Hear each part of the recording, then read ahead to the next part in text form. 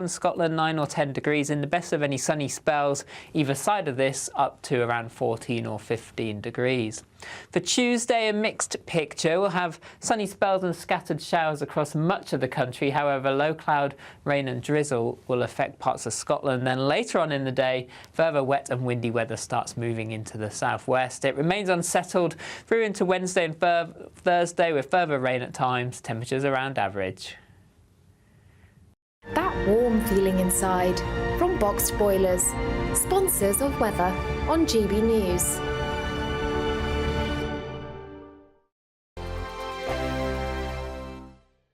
Dubes & Co. Weekdays from 6 p.m.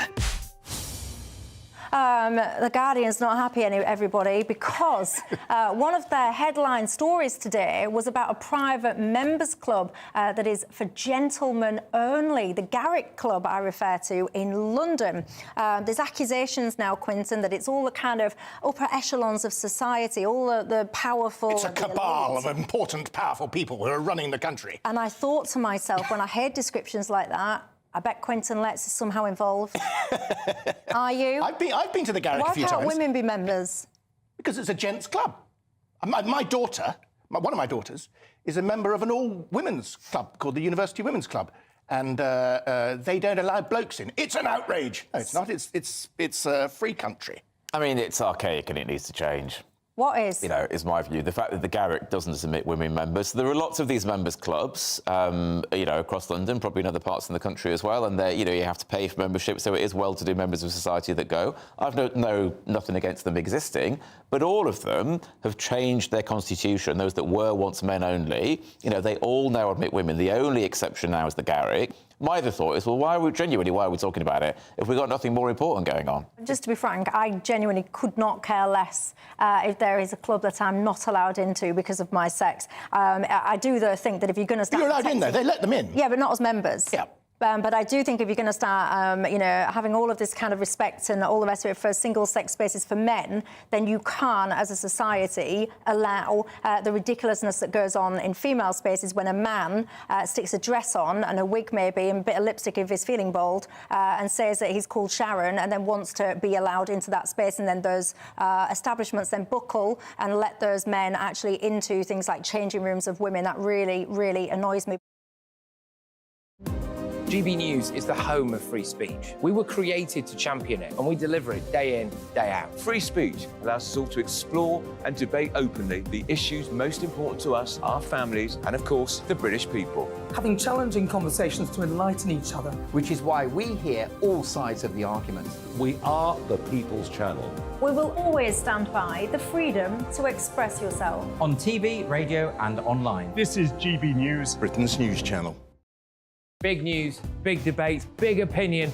Patrick Christie's Tonight is the week's biggest show. Every weekday, 9 to 11 p.m, we've got the inside track on the day's top stories. There'll be sharp takes you won't get anywhere else. We will set the news agenda, not just follow it, and I want to bring you along for the ride. Whatever it is, we'll have our finger on the pulse. It's news, but it's this close to entertainment. Patrick Christie's Tonight, 9 to 11 p.m, only on GB News, the People's Channel, Britain's news channel.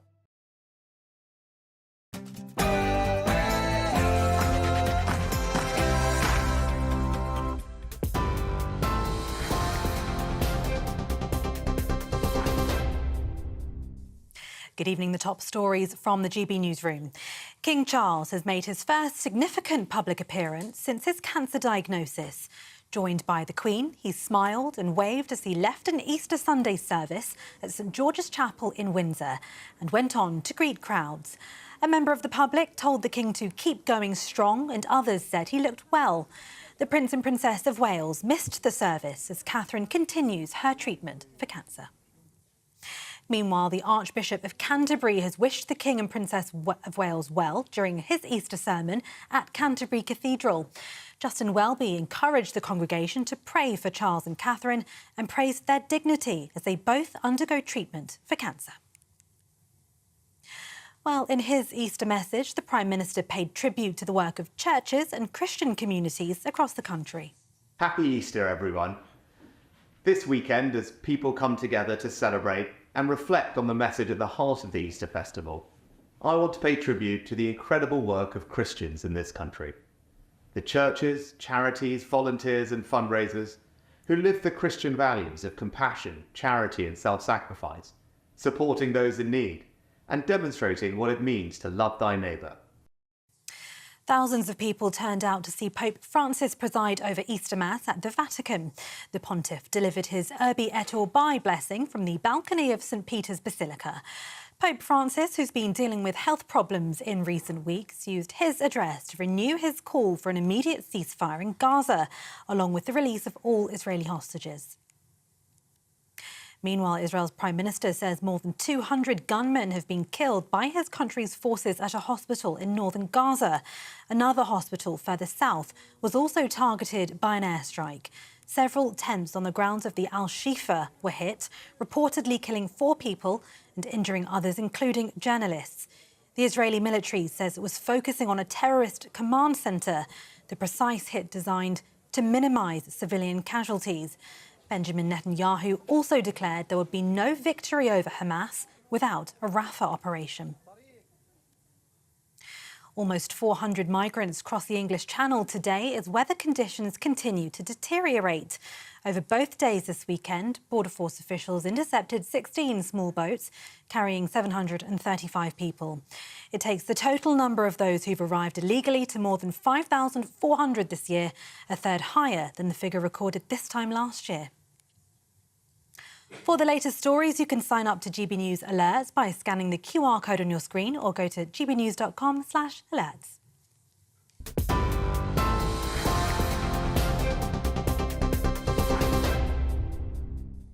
Tomorrow is April Fool's Day, and that means Scotland's new hate crime law comes into effect. Should we be worried? Let's find out. This is Free Speech Nation.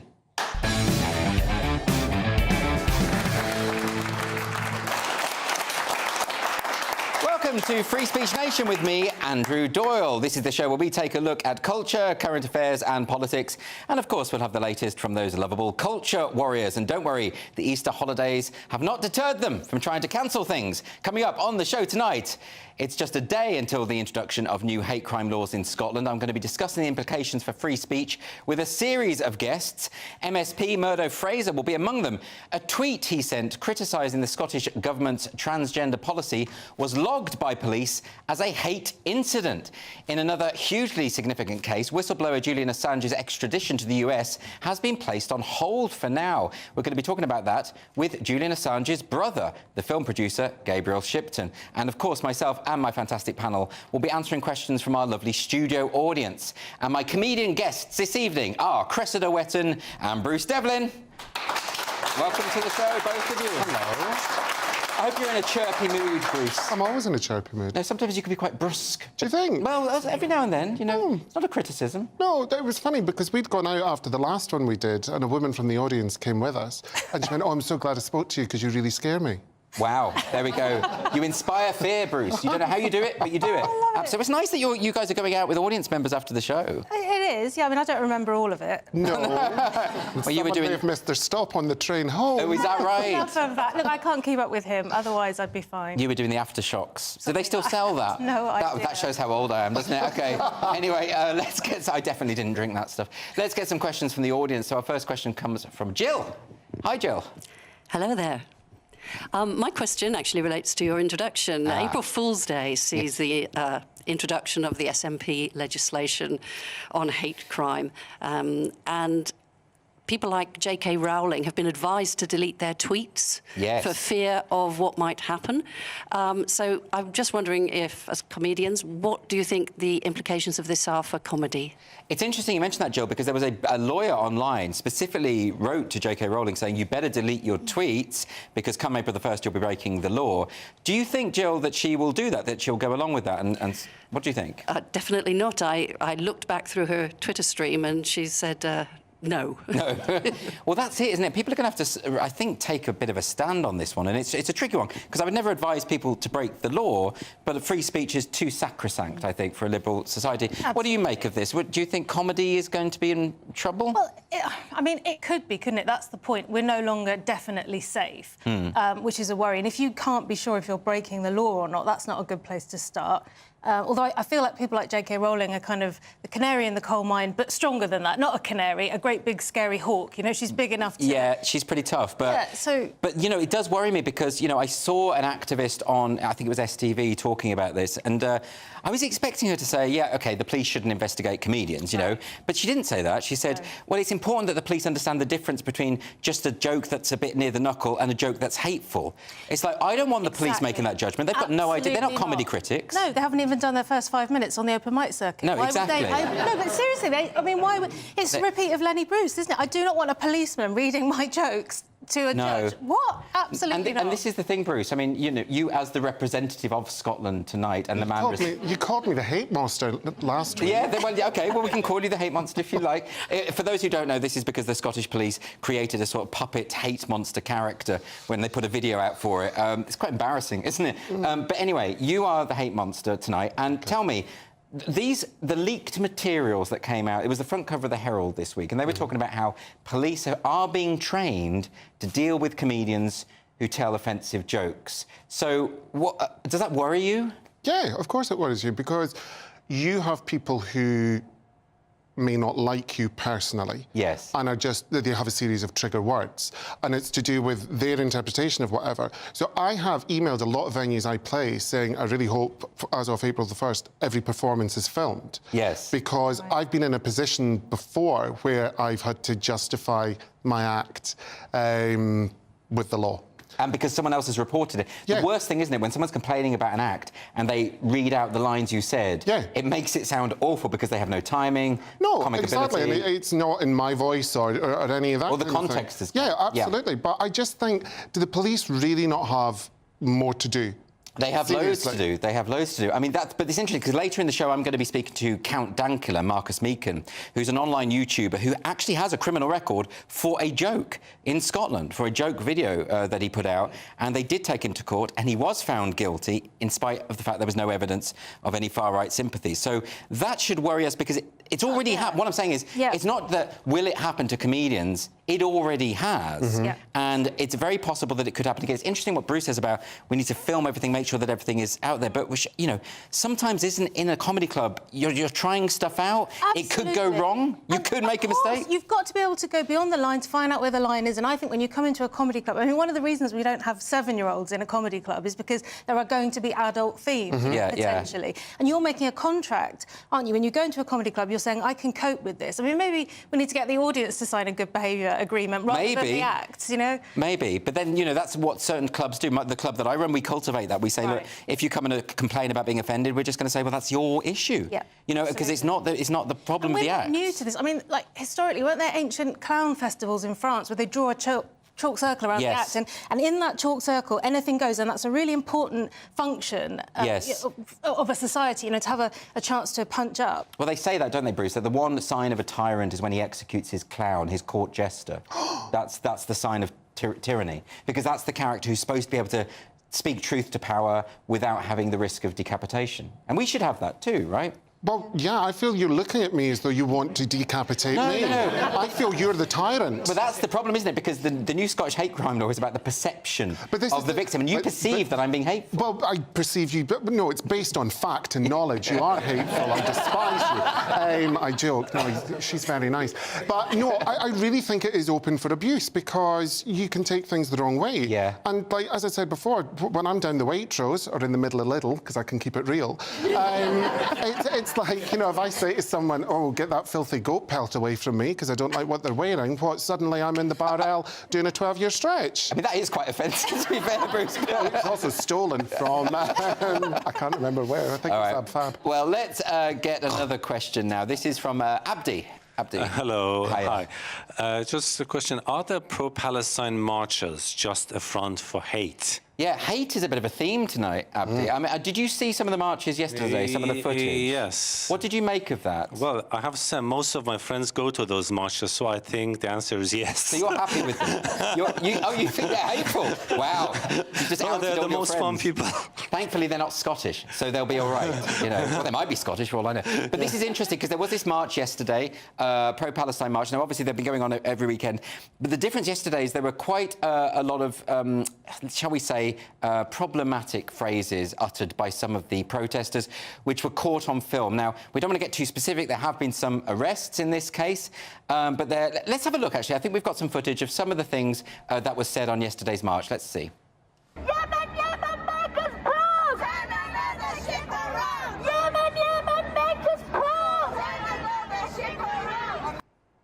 I'm saying I fully support Hamas. They resisted the occupation. I fully support Hamas.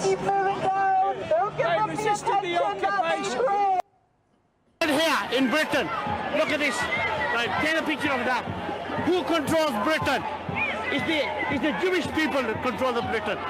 40% of the MPs are Jewish, and that's why these police are under there. So, as you can hear, some quite disturbing stuff. The idea of Jewish people controlling the country, that's an old anti-Semitic trope. A child calling in support for the Houthi rebels. I'm sure that child doesn't really understand the situation over there. And also someone openly saying they support Hamas. And, of course, that is illegal to support a prescribed terrorist group in this country. So, when it comes to protests, Bruce, I mean... What do you think about this? Is it just a few bad apples? What do we do about these situations? Well, I agree with you that we should have peaceful protest. I think that's a kind of human right. Yes. And I think the police should just deal with the people that are flagrantly not being peaceful and being provocative and shouting out offensive things. Whether they believe it or not, or whether you agree with what's being protested, you have to allow people, I think, free, peaceful protest. It's difficult, isn't it? Because, you know, as a free speech absolutist, I think people should be able to say whatever they want. And I certainly think that protest should be sacrosanct. We should all be able to protest no matter what we do. But that is, I mean, the problem I have with all of that is why aren't the other people at the protest stopping it? I mean, if I was at a protest and I was part of a protest and someone was calling for violence or something like that, I would say, hang on a minute, you don't represent us, shut up. I would tackle it. Why aren't those other people, why were those people chanting along with the child? Right. What's going on? So possibly some of those people are hateful in their heart, or, you know, have illegal, that's a silly sentence, have illegal views. But, you know, it is illegal to support the Houthi rebels, for example. But the other possibility is that there's a lot of ignorance there as well, isn't there? And there was a report I saw on Martin Daubney's show this week by a young journalist called Qais Hussein, where he was polling people, sort of doing a survey saying, oh, do you support the Houthi rebels on this? I think it was King's College in London. And lots of these very young people were saying, yeah. And he kind of said, oh, do you know about them? Yeah, kind of. And I'm thinking, how many people in those protests don't actually know the detail? That is a good point. I mean, because we've seen interviews where people have been asked about their chanting from the river to the sea, and people have said which river and which sea, and they don't know. But if the police stepped in and arrested the first person who's saying, yeah, I love Hamas, that begins the conversation, doesn't it? And the police can't just... Well, they have been, but... They can't just let these things go. You've got to start with those people. But like I say, I mean, I kind of think the best way to approach this is counter-protest. I don't like... I'm not comfortable with people being arrested, even if they're saying horrible things. I think people should be standing up and saying, that's just... For instance, there was a trans rights rally in London recently where a trans activist stood up and called for people to punch women who believe in biological sex. If you see a TERF, punch them in the effing face. And everyone cheered. And what that made me think is, actually, that means it's become normalised within that movement, right? It's not so much that there's a couple of bad apples. Everyone's cheering it. Right. That worries me. That really worries me. You know, I think that you kind of have to take a bit of responsibility for what's going on in your own movement. Anyway, let's get a question now from Luke.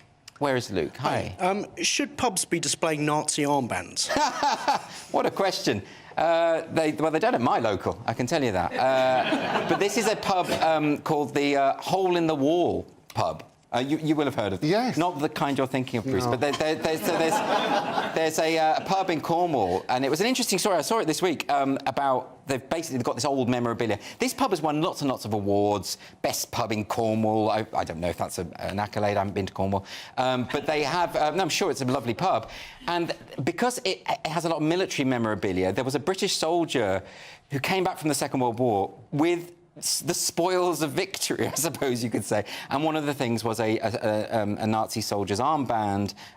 It wasn't endorsing the Nazis, and they had it in this glass case, apparently in this really dusty, out-of-the-way place, in this sort of, like a little mini museum they have in the pub. It's been there for over 80 years. It's not like the people who owned it put it there. It's certainly not to cause hate. It's the opposite, actually. It's the opposite. So I say put a plaque on it. This is my answer to everything. Don't pull the statues down, put a plaque on them. You know, you can add something, can't you? You can say the current view is such and such if you need to. I mean, you'd hope it would be obvious. I think it's pretty clear. I think there's a consensus on the Nazis. Right.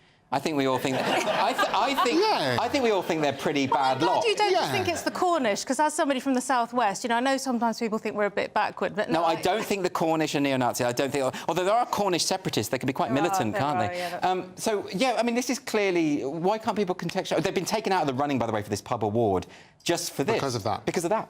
Well, I agree with you. Just put a plaque on it. That's the thing. We should just have a series of laminated post-it notes. Yeah. Just to deal with any situation. Yeah. Yeah. It's kind of bonkers. I mean, I went to the World War II Museum in Guernsey, and it's full of swastikas. But I don't think the Guernsey people are Nazis. Right, because the context is you're in a museum. Right. And, yeah. Yeah, I mean, I hope so, unless I accidentally went into someone's house. And anyway, let's move on now. Next on Free Speech Nation, it's just one day till that controversial new hate crime law is unveiled in Scotland, and we're going to start assessing what impact this might have on free speech. So please do not go anywhere.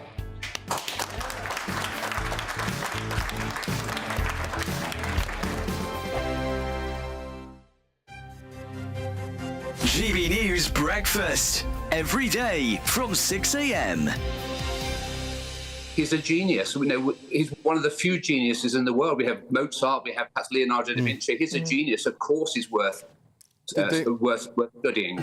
But Chris, did they not think that Ben Jonson wrote some of his works?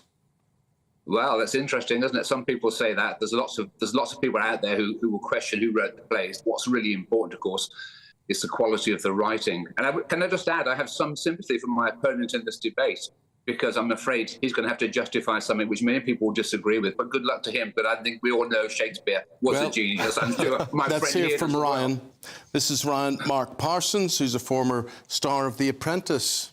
Tell us more, Ryan. Well, I agree with the other guests. I'm not denying Shakespeare's cultural relevance and significance in history. I mean, I admire Shakespeare. But I guess in terms of his relevance, if you were to define relevance, the Oxford Dictionary says it's appropriate to the time, context and circumstances. And I think there's an argument to be had about whether Shakespeare is relevant in 2024. Let's just look at the language that he uses. It's extremely archaic. It's almost elitist, because you have to have studied his works in order to understand the plays in which he wrote. So I just want to tear my hair out when you say that. I mean, well, it's true. He survives for 500 years, and then the Gen Zers chuck it up the wall.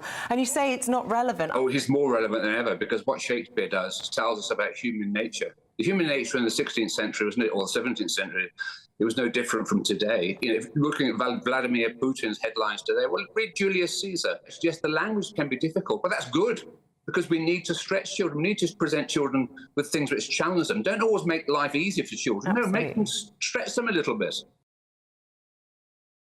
Big news, big debates, big opinion. Patrick Christie's Tonight is the week's biggest show. Every weekday, 9 to 11 p.m, we've got the inside track on the day's top stories. There'll be sharp takes you won't get anywhere else. We will set the news agenda, not just follow it, and I want to bring you along for the ride. Whatever it is, we'll have our finger on the pulse. It's news, but it's this close to entertainment. Patrick Christie's Tonight, 9 to 11 p.m, only on GB News, the People's Channel, Britain's news channel. I'm Christopher Hope. And I'm Gloria Di Piero, bringing you PMQ's live here on GB News. Whenever Parliament is in session on a Wednesday at midday, we'll bring you live coverage of Prime Minister's questions. We'll be asking our viewers and listeners to submit the questions that they would like to put to the Prime Minister, and we'll put that to our panel of top politicians in our Westminster studio. That's PMQ's live here on GB News, Britain's election channel.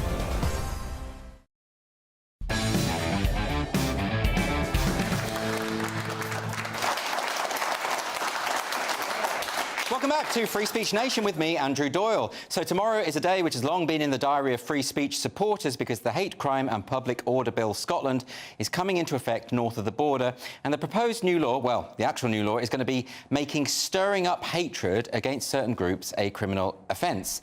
even if the person making the remarks hadn't intended to do so or made them in private. And critics are saying that the bill could lead to a slew of police investigations.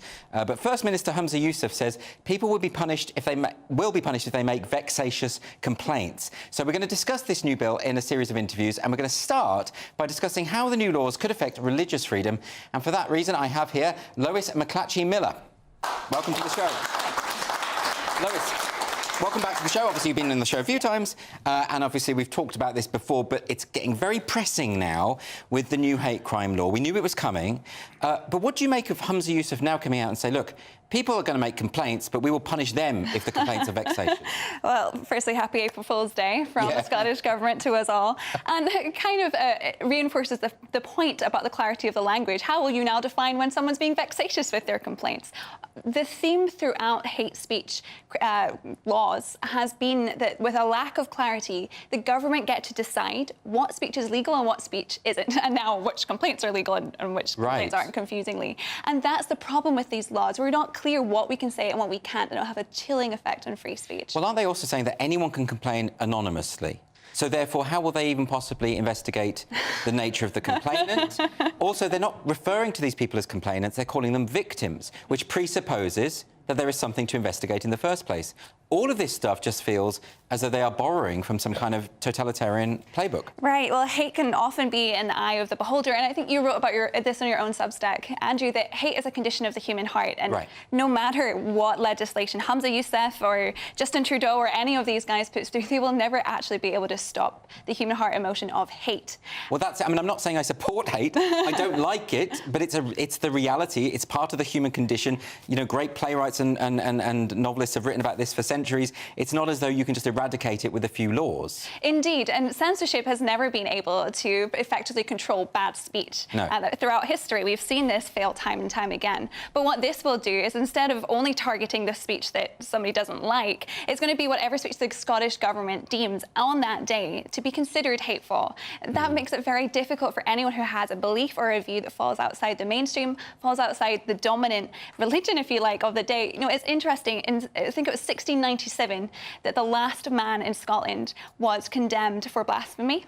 Wow. And tomorrow we're bringing in another blasphemy law, but it's just reversed. You know, it was always wrong that Christianity had this enforcement that you could be punished for questioning the Bible. That should never have happened. Everybody should have been free to challenge the Bible and the church and what we believe. But now the reverse has happened, and we have the dominant beliefs of the day, the dominant religion with its own teaching and its own doctrine and its own mantras. Yes. If you question that now, then you may be punished. And this sentencing is pretty severe in this bill. It could go up to 7 years in prison. Yes, absolutely. I mean, isn't the point that, you know, free speech is really the defence of all religious freedoms, anyone's right to believe? And if you have a dominant religion, as I do think this movement is, it does feel religious to me.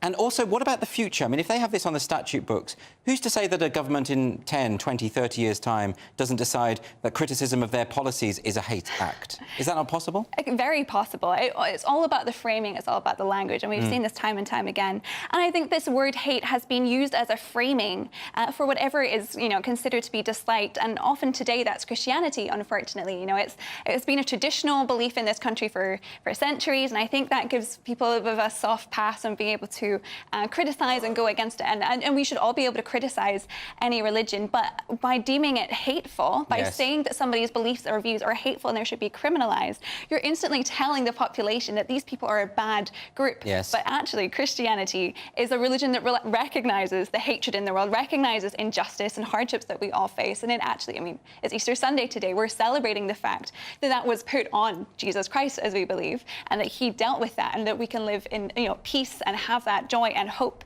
because of Christianity. So it's turned something that is meant to be a faith of love and hope, and it's deemed it and branded it in a way that is misunderstood and misrepresented. Did you expect, I mean, you're from Scotland, this is your country.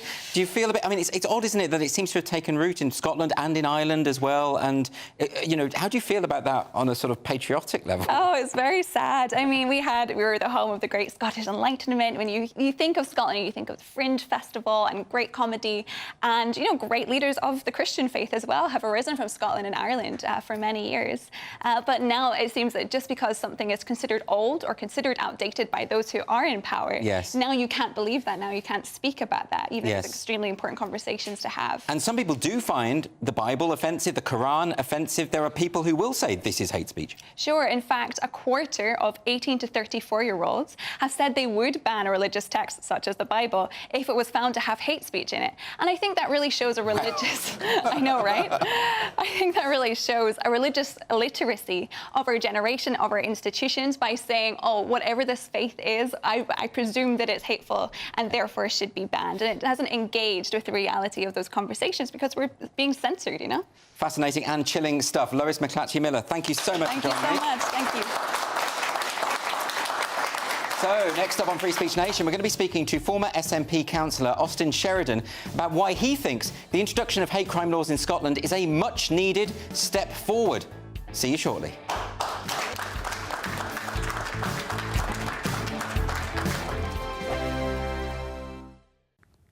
Hello, welcome to your latest GB News weather. It's been fairly sunny across the northern half of the UK. We've seen increasing cloud in the south and we're going to see further rain push in over the next few hours. But looking at the bigger picture, low pressure dominates at the moment. It does mean further showers and rain is on the way. We've got some heavy rain this evening across southern parts of England, and this pushing slowly northwards into the Midlands and Wales as we head into the early hours. Thicker cloud and rain also pushing in from the North Sea to affect northeast England.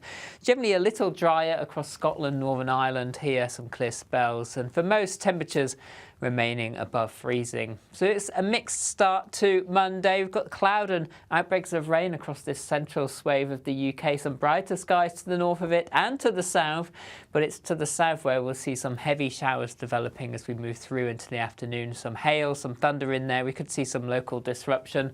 Cold under the cloud and rain, particularly northern England, southern Scotland, 9 or 10 degrees. In the best of any sunny spells, either side of this, up to around 14 or 15 degrees. For Tuesday, a mixed picture. We'll have sunny spells and scattered showers across much of the country. However, low cloud, rain and drizzle will affect parts of Scotland. Then later on in the day, further wet and windy weather starts moving into the southwest. It remains unsettled through into Wednesday and Thursday with further rain at times, temperatures around average. Join me, Camilla Tominey, every Sunday at 9:30 when I'll be interviewing the key players in British politics and taking them to task. This report basically says that he's not fit to stand trial. With an upcoming election looming over Westminster, now is the time for clear, honest answers. I agree. And that's precisely what I'll get. Is he indecisive?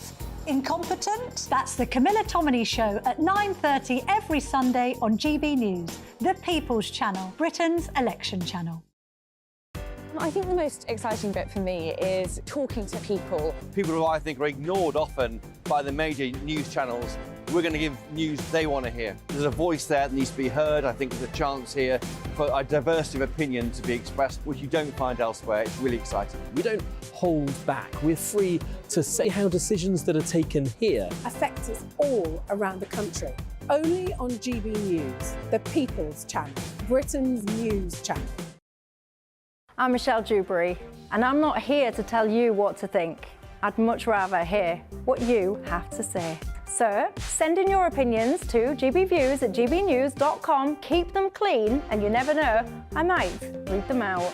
With my panel here on Jubes & Co, we debate, we get stuck into the issues of the day on a show where all views are welcome, especially yours.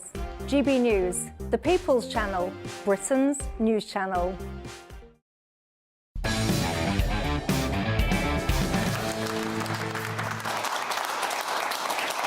Welcome back to Free Speech Nation with me, Andrew Doyle. We've just been talking about some of the reasons to be suspicious of the new hate crime laws which will be introduced in Scotland this week. But it'd be wrong to say that the bill does not also enjoy widespread support, with its proponents making the case that the laws give certain groups some much-needed protection from abuse. So let's talk now to the former SNP councillor Austin Sheridan. Austin, thank you ever so much for joining me on Free Speech Nation. Can I just begin by asking you, why is it you feel that this new hate crime law is necessary? I feel that it's necessary because of maybe some of the things that we've actually seen, not just here in Scotland, but across the entirety of the UK. Say, for example, we look at what's happening in the Middle East. We have both Muslims, we have both Jewish people, for example, who feel that they have been targeted, through their religion. At this moment in time, if you look at current legislation, since 1986, we've had legislation that protects people against racism, as in people's race, and everybody in the UK benefits from that. This would simply extend that kind of legislation to cover things like religious background, and it could also cover things like people's sexuality and so on, because no one has the right to be abusive. Absolutely, we have the right to free speech, but we don't have the right to free hatred and to freely discriminate against people. Can I ask you about that, Austin? Because you've specifically mentioned the existing legislation relating to the protected characteristics, which of course are enshrined in the Equality Act 2010. So I'm just curious, what kind of crimes would be covered by this new law that aren't already covered by existing law? So, for example, it could be, if there's someone outside an abortion centre who's holding up placards, which has been very distressing, towards women. Now, there's separate legislation going through the Scottish Parliament for safe access zones, but some of the things that have been said on those placards have been deemed deeply offensive, have been seen as hateful towards women that are trying to access services. At the moment, the things that are written on those placards aren't covered, and this new legislation would then review what has been said, and then there would be a decision on whether that would constitute as a hate crime. Similar circumstances would be protests. For example, I attended one at the Sandiford Centre in Glasgow, which is a sexual health centre, and it was to do with trans rights, and it was to do with people being able to access transition services through Sandiford. And there was people there holding up extremely offensive placards towards trans people. Again, the current legislation doesn't cover those. However, actually, can I explore that a little more, Austin? It's about making sure that everybody can protest, but also be respectful. Sorry, just to be clear, what sort of messages are you talking about? Because we all need to understand what it is you mean. So you saw some signs at the protest. Can you give me an example of something that was said on a placard that you think would be covered by this law? Well, I'll give you an example of something that I watched from one of your shows. I was watching Darren Grimes, and he showed a video of a protester, saying how he completely supported Hamas, which is a prescribed terrorist organisation.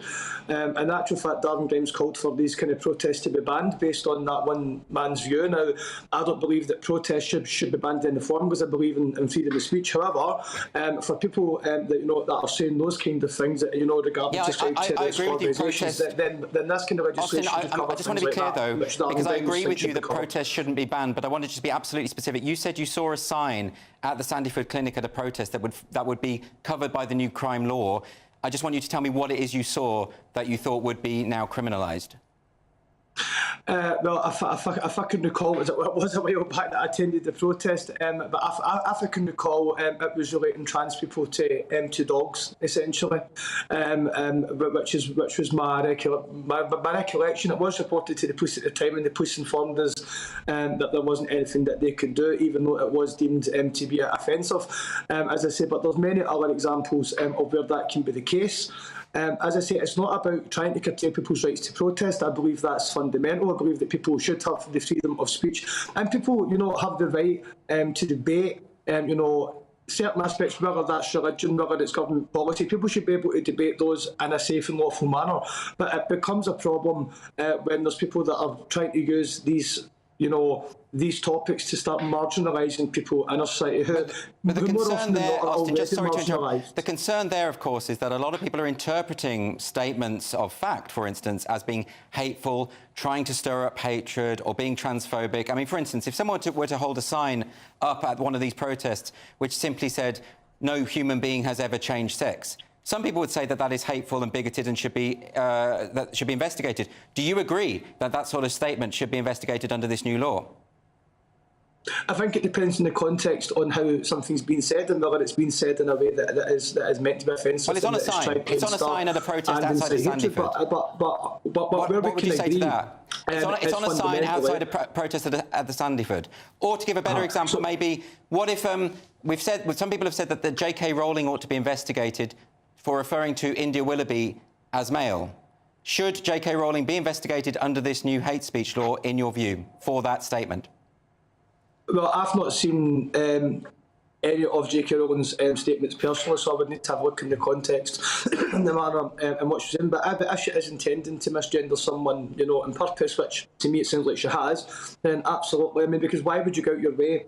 Why would you go out your way to purposely misgender someone? I don't see what benefit that brings to anyone. Well, you know, if J.K. Rowling has views that she's entitled to them, but she doesn't have. She's not entitled to make people feel uncomfortable and to go around misgendering people. No, but Austin, do you understand the point that to sustain women's single-sex rights and single-sex spaces, there has to be an acknowledgement of biological sex, and sometimes that will involve calling someone who was born male, who transitioned, who now identifies as female, but identifying them as male. What you've just said would suggest that you think that should be a criminal offence, and I'm worried about that. No, that's not the case at all. There does have to be acknowledgement in circumstances where, you know, where people's sex, in terms of the sex that they were born, has to be taken into consideration. You know, the best example in Scotland would be the Isla Bryson case, and you know, I think that anybody, you know, in their right mind would agree that that person should not be placed in a female prison. So, of course, there are examples of where people's born sex should absolutely be taken into consideration, and there's no point in denying that's the case because it is biological fact. What I'm saying though is that if there's a case where, say, J.K. Rowling, I've not seen this, so I'm only using it as a broad example. If there was a case where she has purposely misgendered someone, you know, in order to be offensive, in order to potentially stir up hatred towards someone, then of course that is something that could potentially be investigated. Now, I'm not saying that is the case. I've not seen it, but if that's what you're suggesting she has done, then potentially, yeah. But how would you know? How would you know if her intention is to stir up hatred? How would you know that it wasn't just, for instance, a statement of fact? Let's not forget that India Willoughby has written an awful lot of abusive things about J.K. Rowling. Will India Willoughby now be prosecuted under this new hate crime law? Well, exactly, because this hate crime law applies to everyone, right? So it's just the same way, you know, that the current race legislation applies to every single person in the country, not just minorities. So of course, if there was a valid complaint from J.K. Rowling, you know, towards anyone, where she feels that there's a hate crime being committed, then of course, you know, the police should take the time to investigate that and see if there is merit within that. And that's what I'm saying. That this is a law that protects everyone. I do believe in freedom of speech, but what I don't believe in is freedom of hatred. And in some cases, it would appear to me that the opponents of this bill, which has cross-party support in the Scottish Parliament, with the exception of the Conservative Party, that the opponents of the bill seem to mistake freedom of speech to being free to be hateful, and being free to be hateful is not something that should be allowed. But absolutely, we should always do our best to protect freedom of speech and allow, you know, sensible and reasonable and measured debate. Do you really think that always be done with Do you really think that freedom of speech doesn't include offensive speech and the right to say offensive things? I mean, isn't that just part of our freedom as human beings? No, I don't think that freedom of speech constitutes being free to be, you know, to be hateful towards other people. You know, so for example, if we're going to debate race, religion, sexual orientation, you know, gender, all of these things can be debated. Now, there are people, for example, I supported the gender recognition reform, and there's many people, you know, who were opposed to the legislation. But you know, in terms of concerns that had been raised and their viewpoint, there were very many people who done it in a respectful manner. And in terms of them as people, I would never say they were bad people just because they don't agree with me. The unfortunate thing with the society we live in these days is that if you don't agree with someone, it seems to be that they do their best to try and cancel each other out and call each other hateful. Whereas I think that what we need is a dose of realism and a dose of reality, and to say that of course there's going to be people that can disagree with each other, but we should all be allowed to discuss things, you know, and contribute to the political discourse without being offensive, just like what we're doing today, Andrew. Does it not concern you, though, Austin, that who gets to decide what is offensive, who gets to decide what is hateful? We've already discussed how some people determine things to be hateful when they're not, when they're just statements of biological fact. In those circumstances, can you really trust the judiciary, the SNP, to make a sensible declaration about where that line is drawn? Yeah, well, the SNP would never make that decision on its own because they the judicial system is separate, from the political system, so that would be a matter for the police and for the courts. And as I say, in terms of guidance, I say all police officers in Scotland, will be trained in what the new law means and what could be deemed as offensive. And I have faith in our police service and our prosecution service, for example, that if there are examples of that, then they'll be able to take that forward. And that should always be without political interference, because it is up to them to implement the law and for those judgments to be passed. It's not for politicians to look at individual cases to decide who's broken the law and who hasn't broken the law. I suppose my concern is later we're going to be talking to someone who was prosecuted in a Scottish court for posting something online that was grossly offensive. Well, it wasn't grossly offensive to me because it was a joke, but it was grossly offensive to that particular judge. Does the subjectivity of the notion of offence not concern you at all when it's on the statute books? No, I've spoken to people have concerns regarding things like that. So, for example, it might have been a joke to yourself, but for other people it may have been deemed offensive. But just because something is happening between two people in a private conversation, if there's other people that can be impacted by it, then of course, that is something that the law would have to take into consideration. But there's other examples. Even with current legislation, say for example, if you were in your home, as I do, I live in flats, and you heard, potential domestic abuse happening, I would phone the police. And even if that person's, had been assaulted, and said, I don't want to press charges, well, the police would then say, no, in actual fact, you have been assaulted, there is a case of domestic abuse. And I've reported that as a crime. And even though I had nothing direct to do with it, for example, if someone, has been hateful towards someone else and somebody else, feels impacted by it or feels that person has been unfairly treated, then of course, people have the right to report that to the police, and as I say, for the police to then take that forward. Once the police take that forward and once the prosecution service look at that, it's then up to them to decide whether that goes to court or not. Well, Austin Sheridan, it's very difficult to get people on this programme who do take your view, so I really genuinely appreciate you coming on to talk about it. That's former SNP councillor Austin Sheridan. Thank you very much. Very quickly, a response from you, Lois? Yeah, well, it's striking to me that when Austin was pulling out examples, he was pulling out what he would have deemed to be offensive, for example, outside the Sandyford clinic, outside an abortion facility. I reckon that if somebody had said, no child has ever been born in the wrong body, but Austin and I may have interpreted that differently, and that's the crux of this law. That is the problem. We need to have clear definitions if we're going to ban any speech, and that cannot be achieved, and therefore we must have free speech for everybody. OK, well, very contentious topic, but it's fascinating stuff. And next on Free Speech Nation, we're going to be talking to MSP Murdo Fraser after a tweet he posted criticising the Scottish Government was logged as a hate incident. So see you very shortly.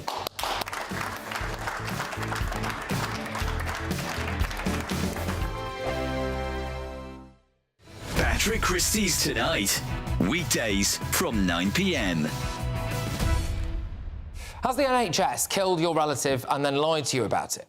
There is an alleged cover-up culture in the NHS. They lie to you about why your loved one died, about poor care, then bury documents with evidence in them, and they try to silence staff who speak out. This is according to the NHS Ombudsman. There are around 11,000 avoidable deaths every year. 11,000. Someone's mum dies, their children know something dodgy happened, and then they're met with a rotten culture, including the altering of care plans, the disappearance of crucial documents, and complete denials. They lie to you, but they really get away with it because the NHS is like a religion, and people dare not criticise it. You'd be accused of NHSophobia. The annual budget is around £180 billion, and we now have about 2 million people working for the NHS. They cannot keep blaming everything on being underfunded and understaffed. If they're covering up medical negligence, it means the problem doesn't get dealt with and it keeps happening. And that is the fault of the NHS managers, the people who run it. They've got the money for 837 non-clinical staff working at English hospitals on the highest paid Band 9 contracts, which is between £99,000 and £115,000 a year. How many nurses would that pay for? How many junior doctors? And they've got the time on their hands to think about making the NHS the world's first carbon-neutral health service. They've got time to consider whether women in labour should be picked up by an electric ambulance that might have to be recharged en route to the hospital. There are NHS managers with a budget of £180 billion, 2 million members of staff, and they're crying about being understaffed and under-resourced.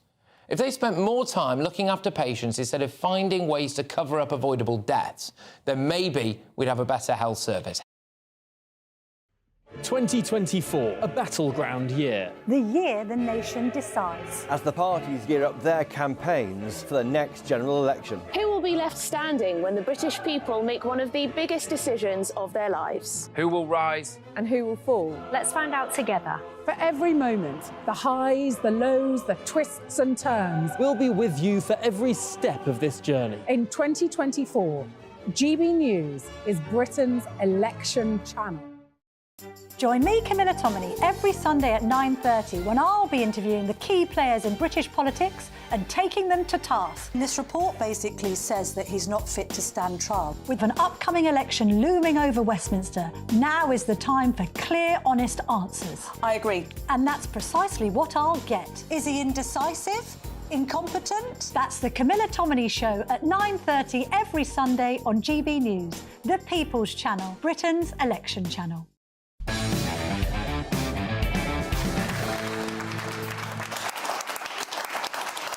Welcome back to Free Speech Nation. In November last year, veteran Conservative MSP Murdo Fraser said on Twitter that choosing to identify as non-binary was as valid as choosing to identify as a cat. A transgender activist reported the tweet to the police, who subsequently logged it as a hate crime incident. Murdo Fraser has announced that he will now take legal action against the force. So he joins me now. Murdo Fraser, thanks very much for joining us on the show. Can I ask you firstly... Thanks, Andrew. Pleasure to be with you. When did you first hear, how did you find out, in other words, that your tweet had in fact been logged as a hate incident with the Scottish Police? Well, this happened back in November when I shared an article by a fellow columnist of mine on the Scotsman newspaper critiquing the Scottish Government's policy on having a non-binary action plan. It's, as you said, a trans rights activist, unbeknownst to me, then reported that to the police as a hate crime. Now, I knew nothing about that at the time, that the police recorded it as a non-crime hate incident. The only reason I found out about it was that the complainer then reported me to the Ethical Standards Commissioner, who is the individual who oversees the conduct of parliamentarians in Scotland. And the Ethical Standards Commissioner dismissed the complaint that was made that I'd breached the Parliamentary Code of Conduct, but in common with his normal practice, then wrote to me to tell me this complaint had been made. And had it not been for that, I would still be oblivious to the fact that this non-crime hate incident had been recorded against me. And when, incidentally, I asked the police how many other such incidents might have been recorded against me, they couldn't tell me, because they said that these weren't recorded against the name of the alleged perpetrator, but only in the name of the complainer. And this raises all sorts of serious issues. I'm very grateful to the Free Speech Union, who've been very supportive of me throughout this episode. We are taking a legal challenge to Police Scotland because we believe their action is unlawful in at least 3 respects. Firstly, because it breaches human rights law, which protects freedom of speech and specifically protects expressions of political opinion. Secondly, under the Equality Act, there's a protection for gender critical views, which this was. And thirdly, it's a breach of the Data Protection Act because they're holding information about me that they don't have any legitimate right to hold. But we know. So I'm waiting for a response from the police. But we know that they've been doing this for a long time. There was a Freedom of Information request from the Times newspaper that discovered that the police have a database of offensive comments, including many, many jokes posted online, and they haven't informed the people that they've logged. They've just recorded these in a list. Isn't this going to get a whole lot worse, though, after tomorrow, after April the 1st, when these are going to be recorded with greater aggression? I mean, haven't the police said they've pledged to investigate every single complaint? Yes, this is the real concern about the new act that comes into play in midnight tonight, because the police have said they will investigate every single complaint that they receive.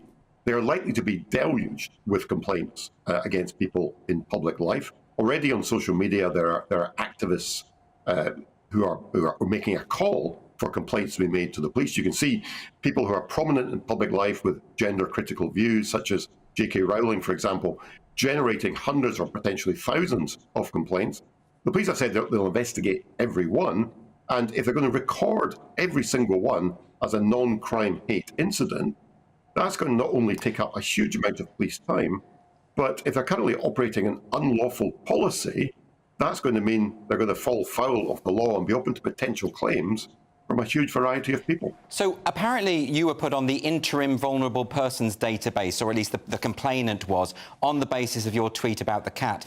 Apparently there's over 850,000 people on that database. That's 1 in 6 of the Scottish population.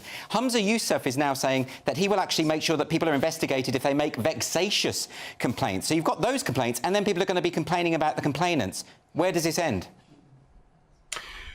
See, the problem with what Humza Yousaf said the other day is you get the sense he's just making this up as he goes along. The Police Scotland have been running a very active media campaign over the last number of weeks, encouraging people to come forward to make complaints. Now, they can't, on the one hand, encourage people to complain about tweets or anything said that offends them. On the other hand, threaten people that will take action against vexatious complaints. These two things don't compute.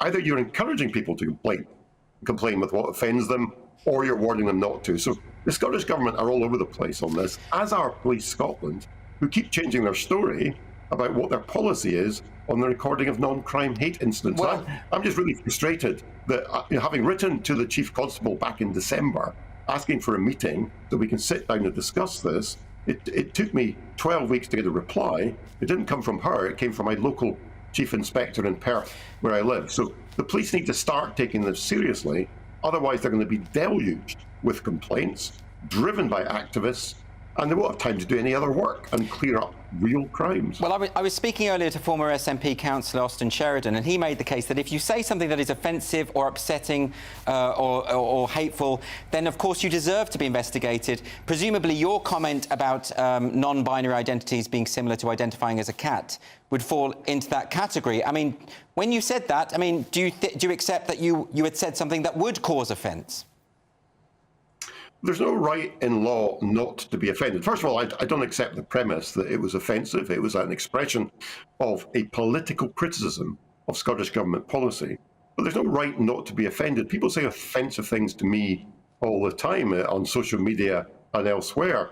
Somebody saying, for example, that a man can become a woman simply by saying he's a woman, and that gives them access to women's only spaces, is to me deeply offensive.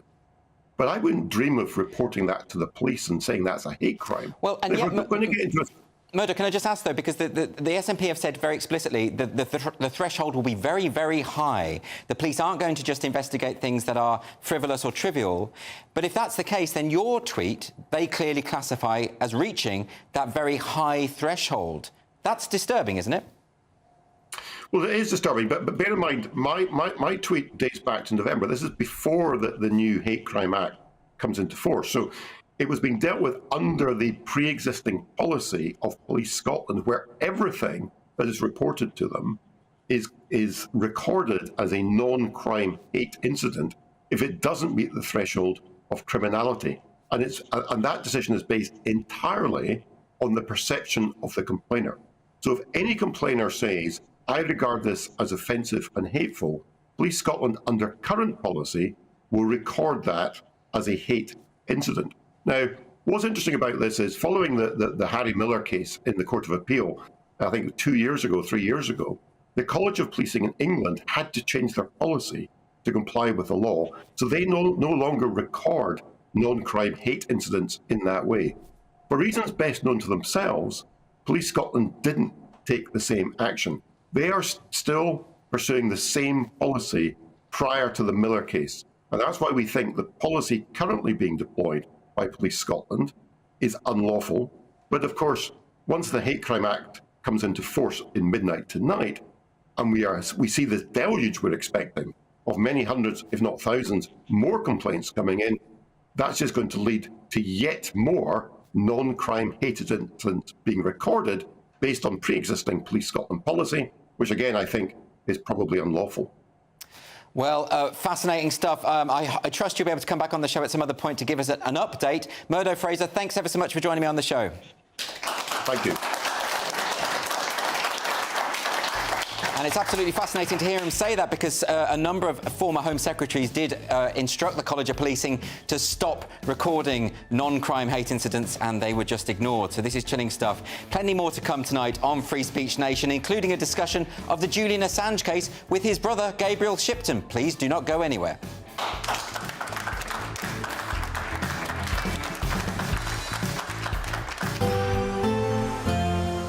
A brighter outlook with Box Solar, sponsors of weather on GB News.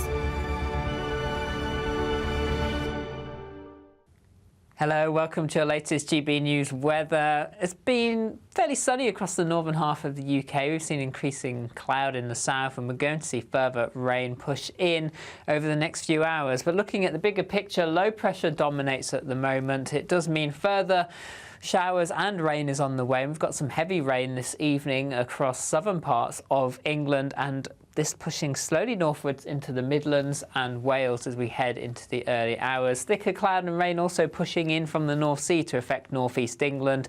Generally a little drier across Scotland, Northern Ireland. Here some clear spells, and for most temperatures remaining above freezing. So it's a mixed start to Monday. We've got cloud and outbreaks of rain across this central swathe of the UK. Some brighter skies to the north of it and to the south, but it's to the south where we'll see some heavy showers developing as we move through into the afternoon. Some hail, some thunder in there. We could see some local disruption.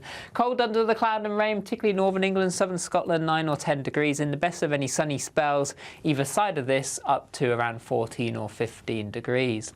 For Tuesday, a mixed picture. We'll have sunny spells and scattered showers across much of the country. However, low cloud, rain and drizzle will affect parts of Scotland. Then later on in the day, further wet and windy weather starts moving into the southwest. It remains unsettled through into Wednesday and Thursday, with further rain at times, temperatures around average.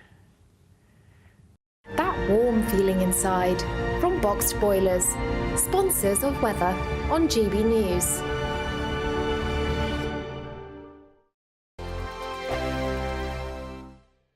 I'm Michelle Dewberry, and I'm not here to tell you what to think.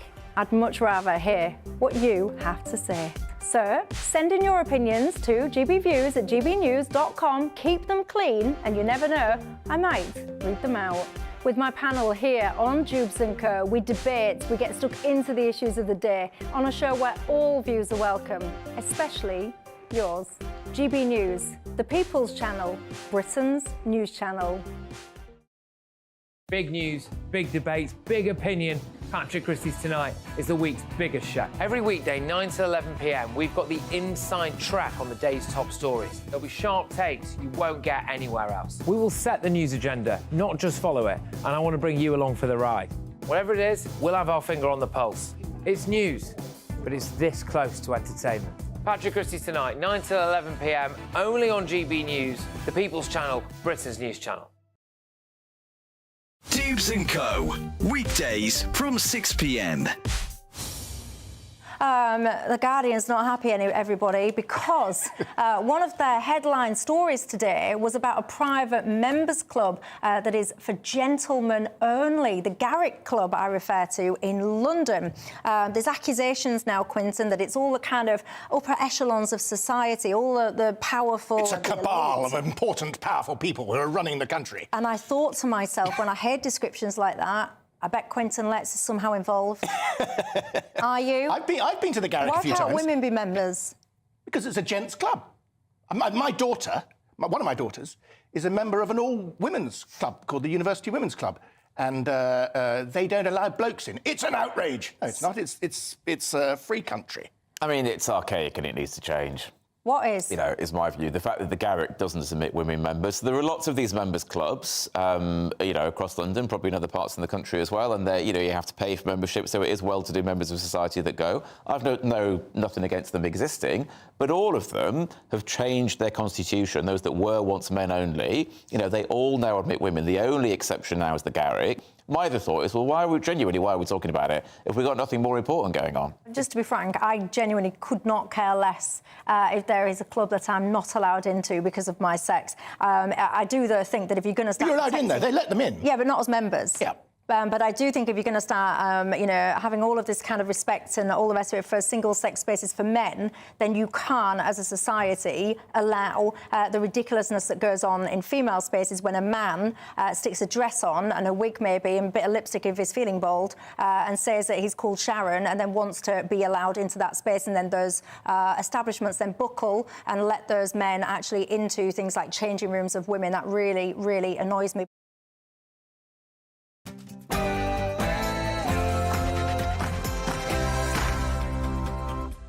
And there's plenty more still to come on Free Speech Nation this week, including more discussion of the new hate crime laws in Scotland coming into force tomorrow. And myself and my panel will answer some of your unfiltered dilemmas, as well as taking more questions from our rather wonderful Easter Sunday audience. But let's get a news update first from Tatiana Sanchez.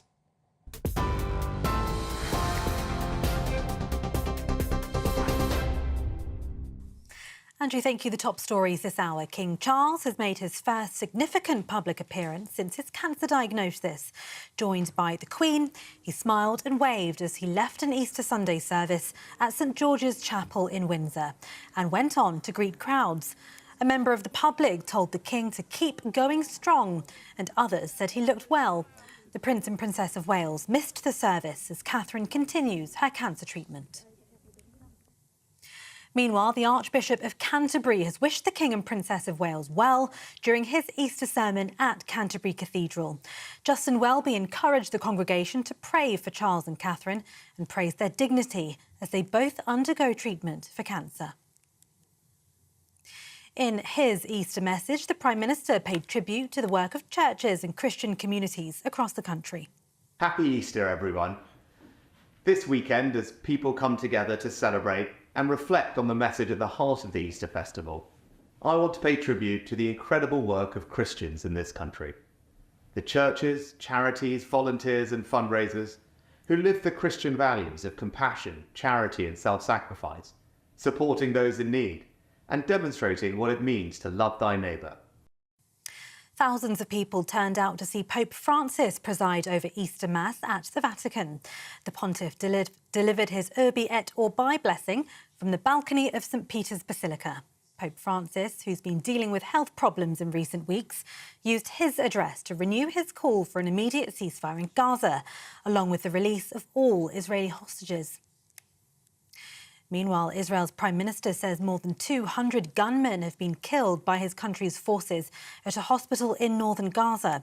Another hospital further south was also targeted by an airstrike.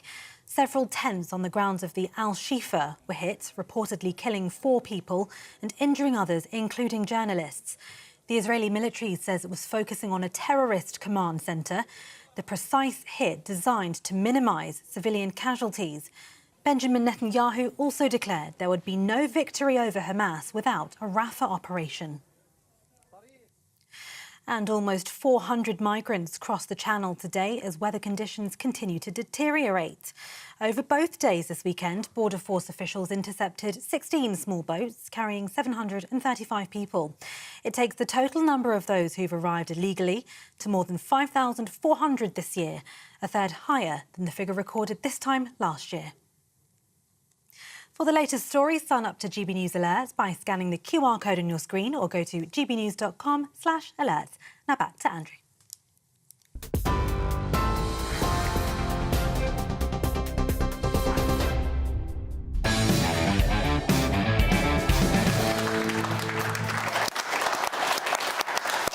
Welcome back to Free Speech Nation with me, Andrew Doyle. So let's get some more questions from our lovely audience. Our first question comes from Ant. Where is Ant? Hello, Ant.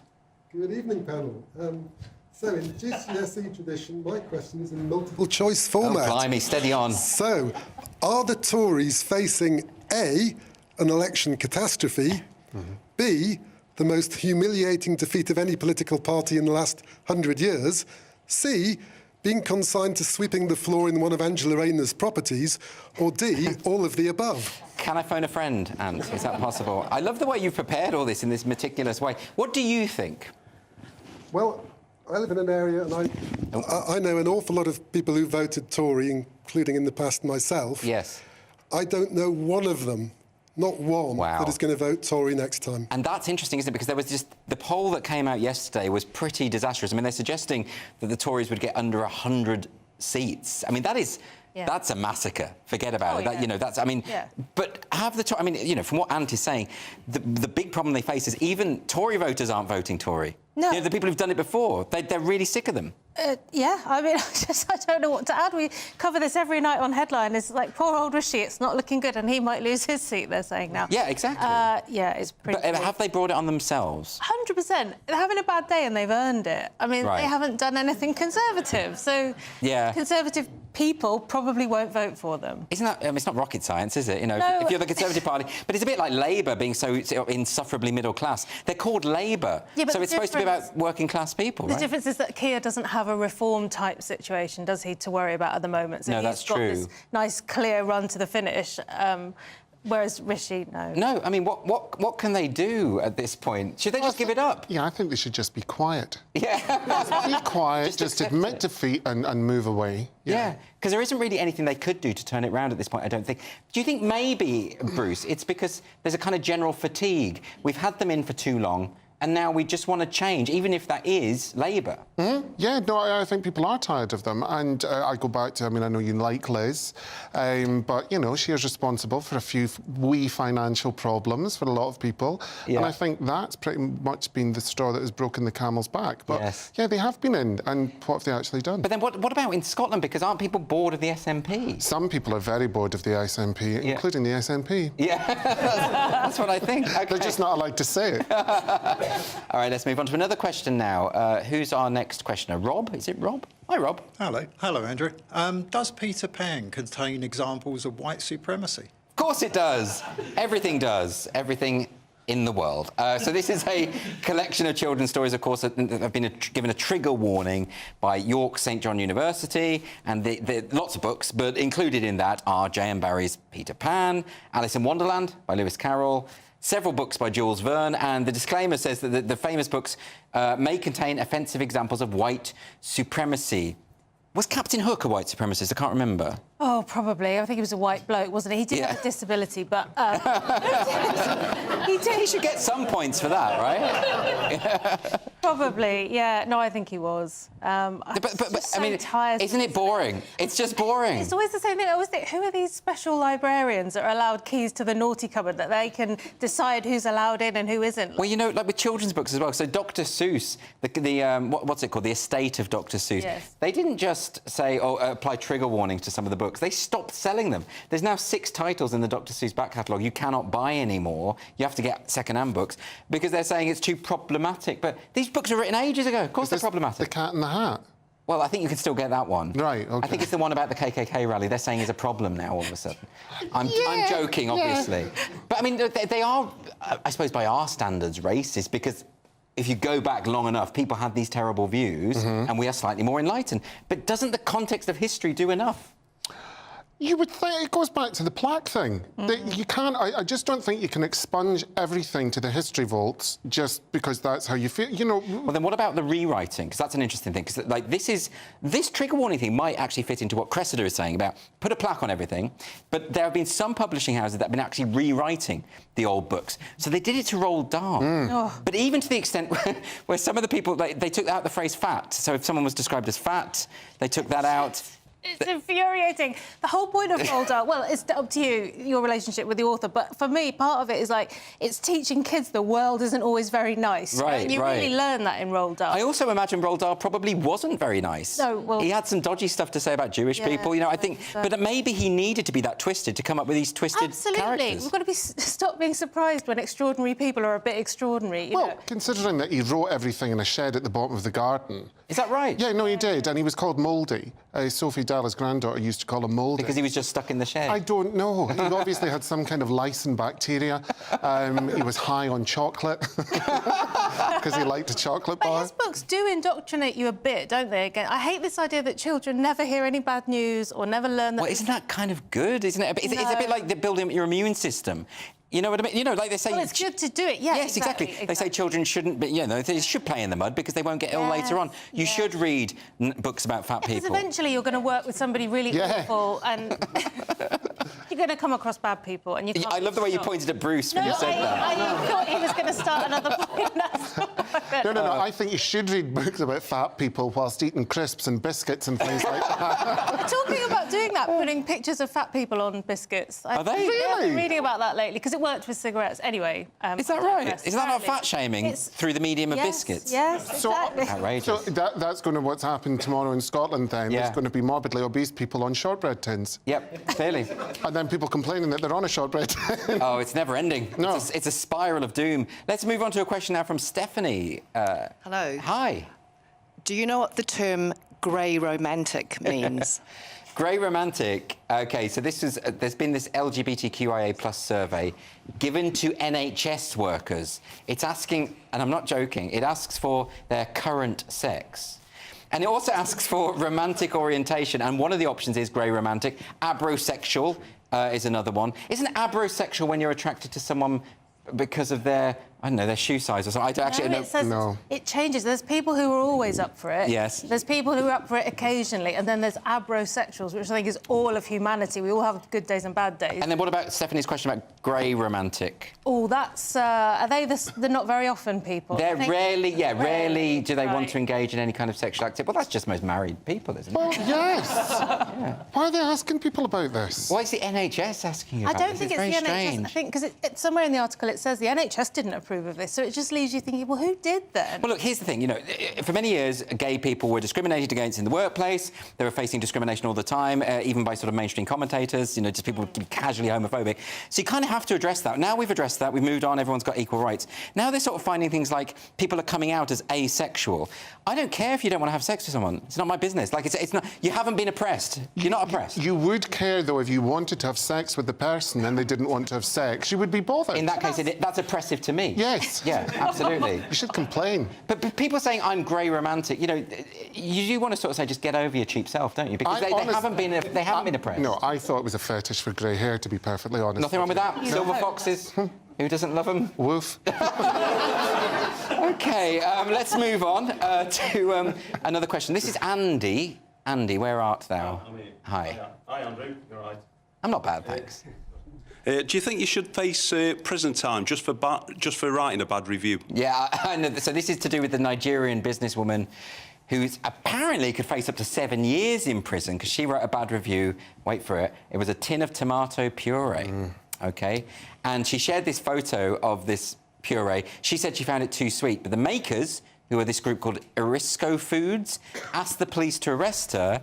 And now she's been criminally prosecuted and sued for £3 million in the civil courts. It's a bit much, isn't it? A bit odd, isn't it? Yeah. I think this is a case of big tomato puree. Big tomato puree. They run the world. Apparently they do. Yeah. I mean, I don't know what to make of this story. The guy who makes this food has got in touch with the police and said, you want to sort that out? And Where's this going on? It's in Nigeria. And so do they have stricter laws in Nigeria against sort of libel or... Until this afternoon, I didn't know anything about it, Andrew. No. It's super particularly sensitive issue over there? So I think she's now counter-suing them. Good luck to her, because it sounds terrifying, doesn't it? She's an influencer, so she's got some followers. I think 18,000, but not millions. She's not super famous. It just sounds made up, doesn't bizarre. I'm tempted to tweet her and ask her when her Dolmio day is. Yes. See what kind of response I get. Yeah. But that would be cruel, but I'd enjoy that. Very interesting, but very weird. Let's have another question now from Gemma. Hi, Gemma. Oh, you need the mic, Gemma. Can someone scurry over with the microphone? The talking stick, the conch. Hello. Hello.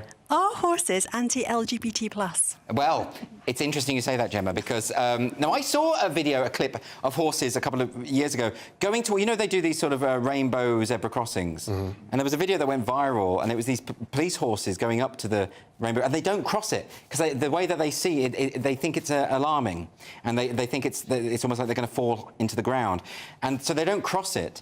So rather than just get rid of the stupid rainbow crossings, the Metropolitan Police horses are given special training now so they don't get spooked by the road markings. Now, I'm sorry, Bruce, I don't mean this to sound homophobic, but you know what? Do you know what? Gay people don't need a rainbow flag to cross the road. We've been doing it for years. Like, we can do it without that. It's not necessary. We've been doing it with other flags as well, let's be honest. Exactly. There's no need for it. No. So why retrain the horses? Why not just get back to normal zebra crossings? No, well, I suppose they're scared that they're going to be seen as being homophobic, but I don't understand why you would put the animal in any kind of bother, I don't know any gay people who asked for this. I don't know any gay people who said... I do know two. They're in Hemel Hempstead. Oh, well, that's different. Yeah, but they've got very little going on in their lives, you know, and they need that kind of attention. Yeah. But, you know, but it's weird. No gay people I know have said, oh, you know what, we won't have... We've got equal marriage, we've got age of consent equality, we've got visiting rights in hospitals. What we need now is road crossings. Well, it's about awareness, isn't it, Andrew? In case you forget for 17 seconds that there are gay people. Are you kidding me? Yes. We don't shut up about it. It's so boring. Bonkers. I love how in the article, about 17 times, it said, at no extra cost, they've got somebody to pay for this. They're desperate to tell us the police aren't spending money on rainbow No, but they've already flags. spent loads of money on painting the damn things. And, you know, it's actually really expensive to do this. It's not just bad for horses, by the way. Guide dogs really can't stand it. And it's also really bad for people who suffer from disability issues with sight and autism. It's just a absolute disaster, and they just persist with this stuff because they you know what it is? It's patronising. It's like, you gay people, we need to look after you and make you feel secure and safe, and we'll do this. And it's like, no one wants it. But then why are we on the ground? Yeah, why are people walking over us? Yeah, exactly. This is a homophobic hate crime. Yeah, treating us like absolute trash. Yeah, absolutely. Let's contact Humza Yousaf and sort this out. I think... I don't think he's that bothered about... No, probably not. Homos. No, is he not? No. OK, well... On that note, next up on Free Speech Nation, film producer Gabriel Shipton is going to be here to discuss his brother, Julian Assange, and his attempt to avoid extradition to the USA. It's going to be very exciting. Don't go anywhere.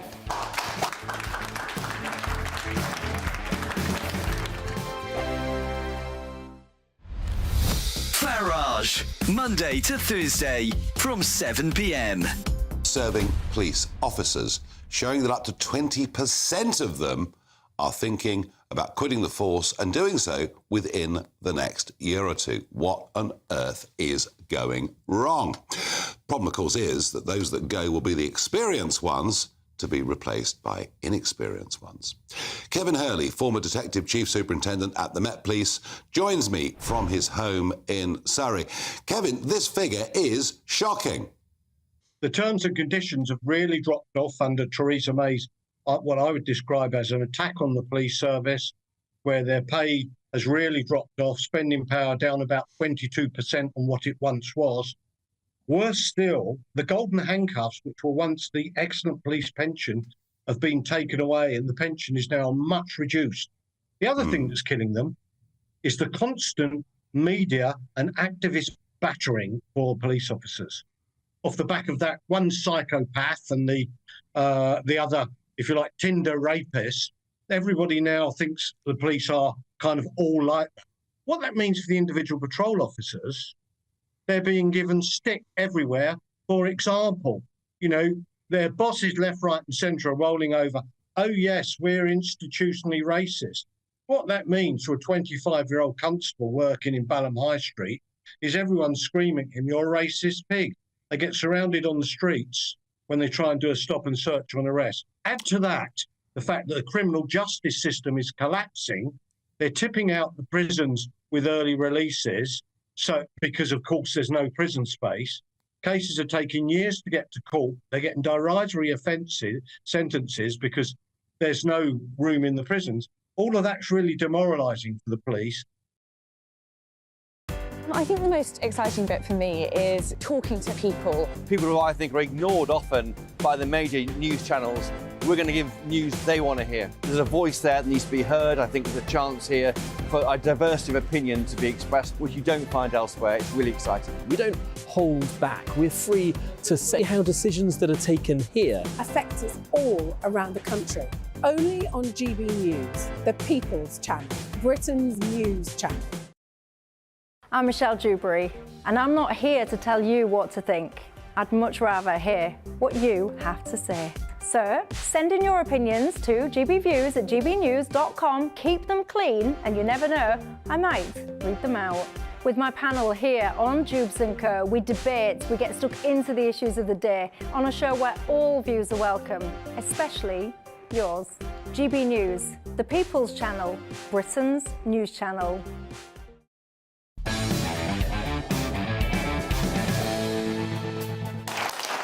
Welcome back to Free Speech Nation with me, Andrew Doyle.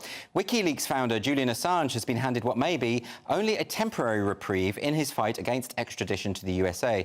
The US must assure Julian Assange has freedom of speech protections and will not receive the death penalty before he is extradited, judges have ruled. US authorities say Mr Assange endangered lives by publishing thousands of classified documents, and they have now 3 weeks to provide the UK court with the assurances they seek. So, here to discuss this hugely significant free speech case, I'm joined by Julian Assange's brother, the film producer Gabriel Shipton.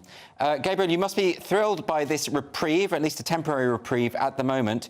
What do you make of some of the critics of Julian Assange, of your brother, who say, well, he did put people's lives at risk and therefore he needs to face justice? Well, we asked them for the proof. Where is the proof that he put lives at risk? I think during the leakers trial, Chelsea Manning, there was a general who was hired by the Obama administration to actually try and find anybody who was harmed by these leaks. And they admitted under oath that they couldn't find anybody who'd been harmed or came to harm because of Chelsea Manning's leaks and because of what had been published. Similarly, during the extradition hearing, the prosecution had to admit exactly the same thing, that they couldn't actually find anybody who had been harmed by these leaks. And it's actually the opposite. What these leaks exposed was war crimes, a helicopter gunship in the collateral murder video firing on 2 unarmed Reuters journalists. So I think that's actually where the harm lays in this situation, in this case. Do you fear that it's become very politicised? I mean, we've seen major political figures in the USA going back and forth on this one. You know, Donald Trump at one point wasn't a big fan of WikiLeaks. Then all of a sudden, your brother leaked the emails from Hillary Clinton, and all of a sudden, WikiLeaks had some value. So this has become a sort of a kind of political football over there, hasn't it? Yeah, political football, a political hot potato now for the Biden administration. During an election year, I don't believe they want, a publisher, a journalist coming to their soil in a huge free speech case during an election period. This was really ramped up under the Trump administration. It was Mike Pompeo, who was then CIA director, who sort of issued this weird fatwa type thing against WikiLeaks and Julian in 2017 when he became CIA director. And that's where we saw the sort of politicization and the real political motivation behind this prosecution emerge. It was pushed by Mike Pompeo, and when he went into the State Department, and eventually when Julian was taken from the Ecuadorian embassy in 2019 and charged with this unprecedented Espionage Act prosecution. I mean, what you're seeing here is the US using its secrecy laws to reach into the United Kingdom and grab people that they don't like what's being published. I think it's really an attack on the sovereignty of the United Kingdom, an attack on free speech and journalists in the United Kingdom. I've been very surprised, actually, at the lack of coverage of this story generally in the mainstream media. Are you surprised that free speech campaigners aren't rallying behind this? Because you would have thought that even the US government would be quite grateful when elements within their intelligence services or military services are being exposed for doing things that are wrong, so that improvements can be made. Well, that's how Western democracies are supposed to work. But, we see more and more these institutions trying to cover up their wrongdoing, their own crimes. And that's become pretty prevalent these days. But I think we have seen quite a bit of support from the UK press. Slowly they've been coming around to this idea that this could actually affect them. It could affect, what they want to publish, if they want to publish national security journalism. Particularly with one of their closest allies in the United States. We have seen in Australia, we've seen the Australian government a resolution pass in the Parliament here, with over 2/3 of the Parliament calling on the UK and the US to bring this to a close. Recently, the German Chancellor called on the United Kingdom not to extradite Julian Assange. So there is quite a bit of build-up around the world of support And I think we're going to see more and more of that as people get to know what this is about and how this threatens, their right to know what their government is doing with their tax dollars. That's very interesting that you mentioned the press there, because really this case is largely about freedom of the press and freedom to report. I believe the US government has acknowledged that they couldn't really go all out on this, because if they're going to prosecute Julian Assange and WikiLeaks, they'd also have to prosecute The Guardian, for instance, the UK newspaper, who also published a lot of the materials that were leaked at this time. So really, isn't this a question of press freedom first and foremost? Yeah, that's exactly right. And in the hearing back in February, the High Court judges actually put to the prosecution, would this mean, under this extradition, would this mean that you could extradite any journalist from the United Kingdom for publishing classified material or secrets that you don't want exposed? And the prosecution actually had to answer yes. This would be a precedent that would apply to any journalist or any publisher in the United Kingdom. So it is really all about press freedom, all about investigative journalism. And I think what the courts have now asked for, these so-called assurances, I call them diplomatic notes, because they're just a political note from the US DOJ to the UK. It's not actually able to be enforced once Julian is on US soil. But it would be very interesting if US, First Amendment free speech laws were actually able to be applied to everyone in the UK. I can't see the US making that sort of assurance. Do you feel, as a family member, this is your brother that we're talking about, do you feel a sense of relief that the British government is seeking these assurances, or the judiciary, rather, is seeking these assurances, that at least they can't go for the death penalty in this case? I mean, this must be a relief for you and your family. Yeah, it certainly is, but we have mixed feelings about this judgment. There are points that the UK judges refused to allow in this appeal, and those points we believed were very significant. Those were regarding the plots by the then Pompeo CIA, plots to kidnap Julian from the Ecuadorian embassy. There was even a sketch to assassinate Julian that was drawn up within the CIA, and that was reported in Yahoo News. There were 3 Washington, D.C. reporters who had 30 former and current intelligence sources confirm those plots existed. And the judges wouldn't allow that, which I thought was very, very peculiar, because that's British law had essentially been broken there with these murder attempts on Julian Assange when he was in the Ecuadorian embassy in London. But we are relieved that Julian has not been extradited today or this week, but you have to look into the future now. If the US does provide these assurances, then his extradition would become imminent. And at the magistrate's level, they actually rejected this extradition because of the expert witness testimony that said if Julian were to be extradited, it would ultimately lead to his death due to the prison conditions and the support that he would get there. He'd be kept in total isolation, no communication with the outside world, in a very harsh state-run prison. We've all seen Shawshank Redemption. We know what US prisons are like, and they're horrible, dark places, and even worse for national security cases. I presume you've been in touch with your brother over this period. How is he faring in all of this? Because it must be an awful psychological stress not knowing what the outcome is going to be.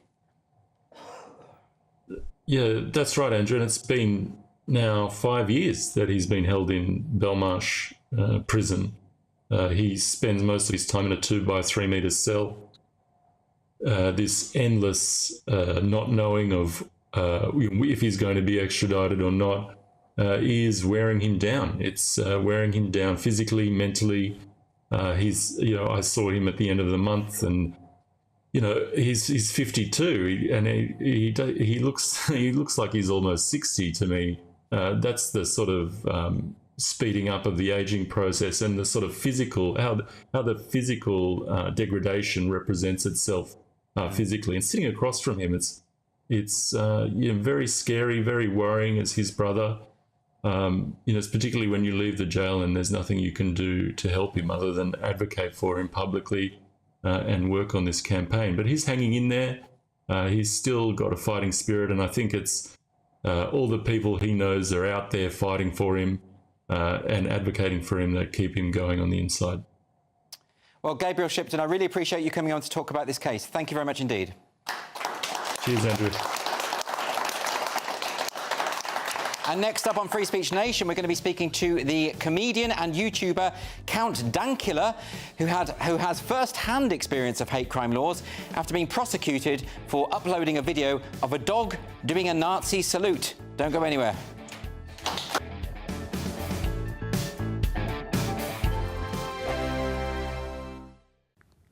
Hello, welcome to your latest GB News weather. It's been fairly sunny across the northern half of the UK. We've seen increasing cloud in the south, and we're going to see further rain push in over the next few hours. But looking at the bigger picture, low pressure dominates at the moment. It does mean further showers and rain is on the way. And we've got some heavy rain this evening across southern parts of England, and this pushing slowly northwards into the Midlands and Wales as we head into the early hours. Thicker cloud and rain also pushing in from the North Sea to affect northeast England.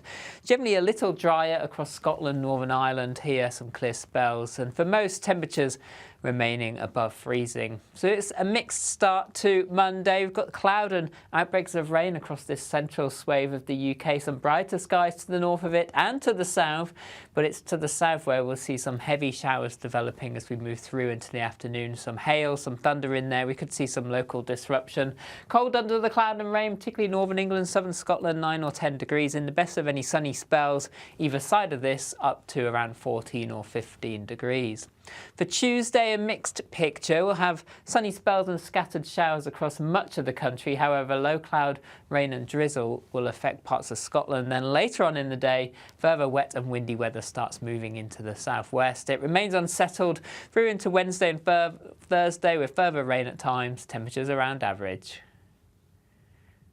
I'm Michelle Dewberry, and I'm not here to tell you what to think. I'd much rather hear what you have to say. So send in your opinions to gbviews@gbnews.com. Keep them clean, and you never know, I might read them out. With my panel here on Jubes & Co, we debate, we get stuck into the issues of the day on a show where all views are welcome, especially yours. GB News, the People's Channel, Britain's news channel.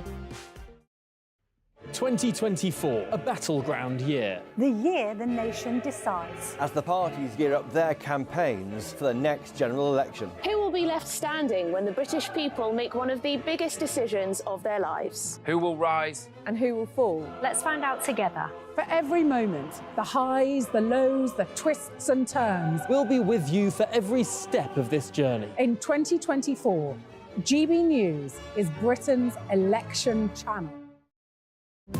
GB News is the home of free speech. We were created to champion it, and we deliver it day in, day out. Free speech allows us all to explore and debate openly the issues most important to us, our families, and of course, the British people. Having challenging conversations to enlighten each other. Which is why we hear all sides of the argument.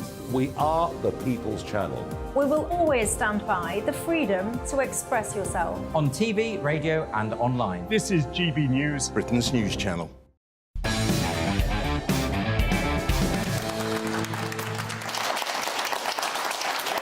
Welcome back to Free Speech Nation with me, Andrew Doyle. We've been talking a lot about hate crime tonight and the new Scottish hate crime law that is coming in on April the 1st, April Fool's Day. So let's talk now to someone who has actually been prosecuted for hate crime in the past. Comedian and YouTuber Marcus Meekin, who goes under the name Count Dankula, was convicted of a hate crime after posting a video of a dog he taught to perform a Nazi salute for a joke. There's the dog, Buddha. And Marcus joins me now. Marcus, you were found guilty in a court of law. You were fined £800. But it was a joke, wasn't it? Yeah, it was 100% a joke. Like anyone that was watching the video would be able to tell that. Like, that was clearly the intention. I even gave the context at the start of the video explaining why I did what I did. But, you know, that didn't really help me much in court. And can you tell us what happened? When did you first hear about this? And when did the police turn up? Well, I was in Iceland at the time when the video started blowing up. So I really didn't know what was going on because I wasn't connected to any Wi-Fi or anything. So that was fun to finally connect to Wi-Fi and have my phone explode. But it was I think it was maybe about 4 days after I was back in the UK that the police came and knocked on my door and arrested me and took me away over a joke that I made. So my understanding of this, Marcus, is that there hadn't been any complaints, that the police had actually just tried to find someone who was offended by this video. Is that correct? Yeah, they actually had to go out and find someone. As far as I was aware, no one actually complained. It's just the media made it into that big of a deal that the police had. Maybe the police felt it necessary to act or something, I'm not sure. But it's a case of if the media hadn't made it such a big deal, I probably wouldn't have been arrested. Yes, but it's interesting to me that you were prosecuted under this, the Communications Act, Section 127 of the Communications Act, that says that you can't post anything grossly offensive. I wasn't there in the courtroom. You were there in the courtroom. Can you tell me, did they make a convincing case that what you had said, the video you had made, the Nazi pug, was in fact grossly offensive? No, they didn't make a good case. But I mean, I would say that though, wouldn't I?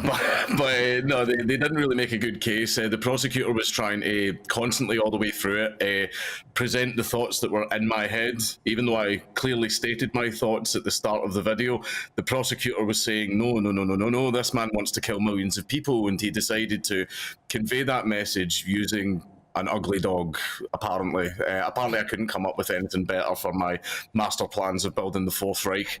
So, yeah, and even though he was just assuming the thoughts that were in my head, the judge just took that verbatim. Even though basically the British intelligence went through all my electronic devices, they went through everything and found no evidence whatsoever of any links to far-right groups or far-right beliefs or anything. But, you know, none of that helped. I was still convicted for being a big bad Nazi. But you can understand that, you know, if you come from a Jewish heritage and you lost relatives in the Holocaust, that a joke around these kind of themes might be upsetting. I mean, would that be a fair thing to say? Oh, yeah. Completely fine, yeah. Like, no one's going to enjoy every single joke that's told. There are jokes out there that annoy me, and I don't like them. You know, I find them quite offensive. But I'm not trying to get anybody thrown in prison for that. I just sort of go, well, that wasn't a very nice joke. And then I get on with my day because I'm an adult. Now, Marcus, I want to ask you about this because you're in the middle of this. You know, you're still living in Scotland as this new hate crime law is coming in. Do you fear? I mean, I've seen a lot of your YouTube material. You know, you can be quite near the knuckle, quite salty. Do you fear that they might come after you again? Something to do with a parakeet, maybe this time? No, I've rode this horse before. Like if they come after me again, like I kind of know what to do. And I've still got my lawyer and stuff like that on standby. But the thing that is a little bit concerning is your intent and the context doesn't matter. That's what's most worrying because, I mean, you're a comedian yourself. I've seen you on stage saying outrageous things. And because I know you personally, I know that you don't believe any of the things you're saying. You're being funny because you're a comedian.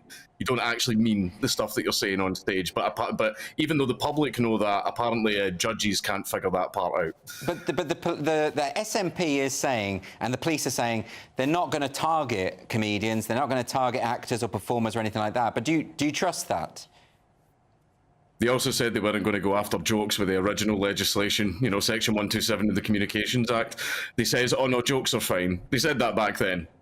That obviously was not the case. No, I fully believe they're going to go after any type of artist, any type of, you know, public play, performance or anything, street performers, like online comedians, YouTube channels, tweets and everything. I mean, you're already getting people, leftist activists online, lined up, counting down the day till they get to grass everybody in.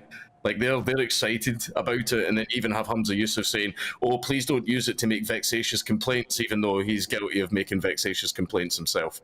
Yeah, it's tricky, isn't it? Because they're saying you can complain anonymously, so there's not going to be any ramifications there. And they're also pledging to investigate every single complaint. The idea that they're just trusting activists not to behave vexatiously does seem kind of bizarre, doesn't it? But why do the Scottish people put up with it? You know, doesn't there come a point where the SNP's excesses, their authoritarian instincts, just makes the electorate turn away?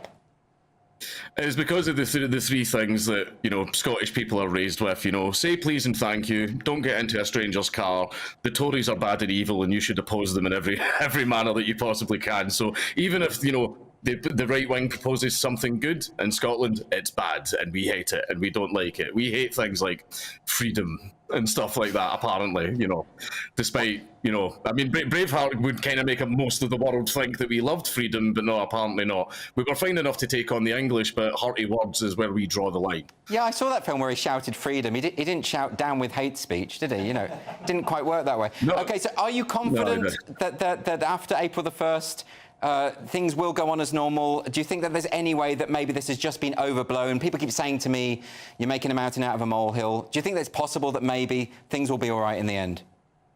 No, the exact same thing happened with Section 127. Like, when you first introduce a law, you make sure you apply it to, like, the real bad guys. So they were going after, like, the full-on white nationalists, you know, the ones that are palatable to the public, where the average person on the street would go, oh, of course that guy got arrested. And then everyone starts to support the law, more convictions happen under it, which sets precedents. And then when the law is nice and strong, you know, within, you know, the Scottish legislation, that's when they flick the switch and go, right, let's start going after the government dissidents now.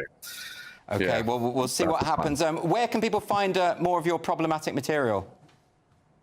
On YouTube, under Count Dankula. I'm not recommending my Twitter because I behave very badly on Twitter, so I'm not going to inflict that upon more people.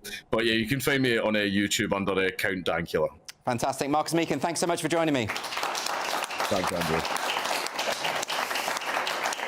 So next on Free Speech Nation, David Quinn is going to be here to tell us about the progress of proposed hate crime laws over in Ireland. And plus, we're going to be going through our social sensations of the week and some unfiltered dilemmas. Don't go anywhere.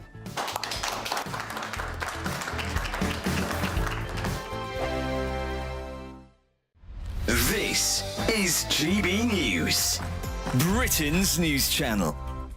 Can the Church of England not spend their money as they wish? The Church of England can do amazing things for this country and for the world, and I'm not sure why it's chosen to focus on this specific issue. You know, one of the causes that I've always thought the Church was very good at were things called almshouses, which were basically houses that would be built on church estates for the needy. Not only did they want to spend £100 million on this fund, that they wanted to spend £1 billion on reparations as well.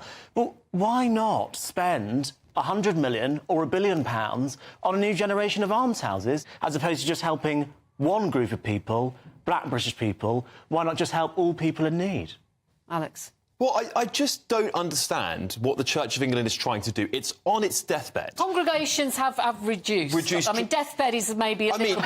Look, if we look over 20 years, it's dramatically lower than it used to be. And a lot of criticism from actual Christians come from the values that the Church of England are now propagating. And Justin Welby has a lot to answer for, because, you know, not only are we seeing in the news this mass conversion of illegal immigrants to a gay mass system in the UK, but now we're seeing them spending money, and as Albie actually pointed out correctly, in a way that doesn't really benefit broader society. It benefits a very small group of people. So I just don't know where it's going to end. This committee has also said 1 million's not enough.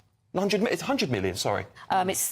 Church commissioners are now hoping for a target of 1 billion. I mean, it's woke nonsense, isn't it? You could make the argument that this is charity. Justin Welby's job is to be a virtue signaller, is it not? Should charity discriminate? I mean, that's what he's saying. We're only going to give this to people from a specific skin colour or background. I don't think that's very Christian of them. Big news, big debates, big opinion. Patrick Christie's Tonight is the week's biggest show. Every weekday, 9 to 11 p.m, we've got the inside track on the day's top stories. There'll be sharp takes you won't get anywhere else. We will set the news agenda, not just follow it, and I want to bring you along for the ride. Whatever it is, we'll have our finger on the pulse. It's news, but it's this close to entertainment. Patrick Christie's Tonight, 9 to 11 p.m, only on GB News, the People's Channel, Britain's news channel.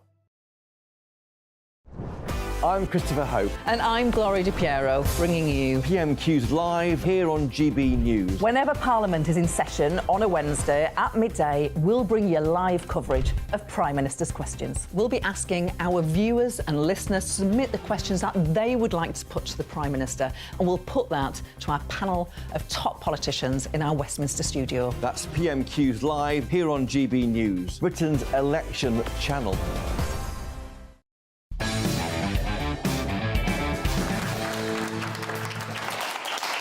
back to Free Speech Nation. Now, Scotland is not the only place where laws to tackle hate crime are on the agenda. Over in Ireland, the Incitement to Violence or Hatred and Hate Offences Bill could make expression or possession of content or even ideas which are deemed hateful illegal under the new law. So here to give us the latest on this is the columnist at the Sunday Independent, David Quinn. David, welcome back to the show. Always a pleasure to have you. This is an ongoing thing in Ireland with the Ireland Hate Crime Bill. Could you give us an update of where we are at the moment? OK, so, and thanks for having me on. So 3 weeks ago, there was 2 referendums in Ireland, and I think your viewers heard about that a couple of weeks ago. And so there was one on removing the word mothers from the Constitution in favour of the gender-neutral carers, and there was another one about putting up this alternative to marriage called durable relationships that would give it a quasi-marriage status. Now, the government and the media and the political establishment were basically all in favour and expected them to pass handsomely, but both were defeated by huge margins, and this has been a huge setback for kind of politically correct opinion in this country. And so as a result of that, there's been a kind of major stocktake on whether, you know, to use the term the woke agenda has been going too far. And one of the kind of signature pieces of that agenda is, of course, the hate speech legislation that you just referred to there. And now they're having second thoughts about it. This is not to say the thing will never be passed, but I think they seem to be putting it on ice, and they seem to be considering amendments to water it down. And this, again, as a result of these 2 referendums. That's very interesting that the referendums have had this impact. And, of course, you're about to get a new Taoiseach as well, aren't you? Do you think that this will make any kind of difference? Well, I think it will. So our previous Taoiseach, who was quite well known, was Leo Varadkar. And so he very dramatically announced that he's stepping down as Taoiseach, and that's to happen in the next couple of weeks. And then this fellow Simon Harris is to come in. Now, this was kind of like what the Tory party does, that they elect a new leader, a new prime minister, and don't consult the public, and there's been no election, and there's a fair amount of outcry about this. So Simon Harris was kind of the one man who actually wanted to be Taoiseach within the ruling Fine Gael party. And so he's coming along. Now, he's very much a fellow who blows with the wind. So when we passed the abortion law 6 years ago, he was absolutely fully in favour of that.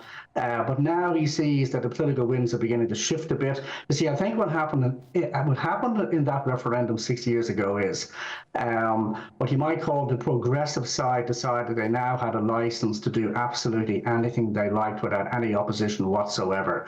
And they just kept pressing and pressing and pressing. And I think at a certain point, they were beginning to drive the public nuts. So we were going full out on the trans agenda. Then we had this hate speech law. And I think people were kind of getting a bit tired of it. People are also quite anti-government now, as in Britain, because Fine Gael has been in power with some party or other, because there's a coalition government since 2011, just like in Britain. And people just get sick of particular faces, and they got sick of this government. So the referendums a few weeks ago, there was 2 things going on: anti-government plus kind of anti-the woke agenda going too far. So I think Simon Harris is kind of going to reflect to some degree the new public mood that's been revealed.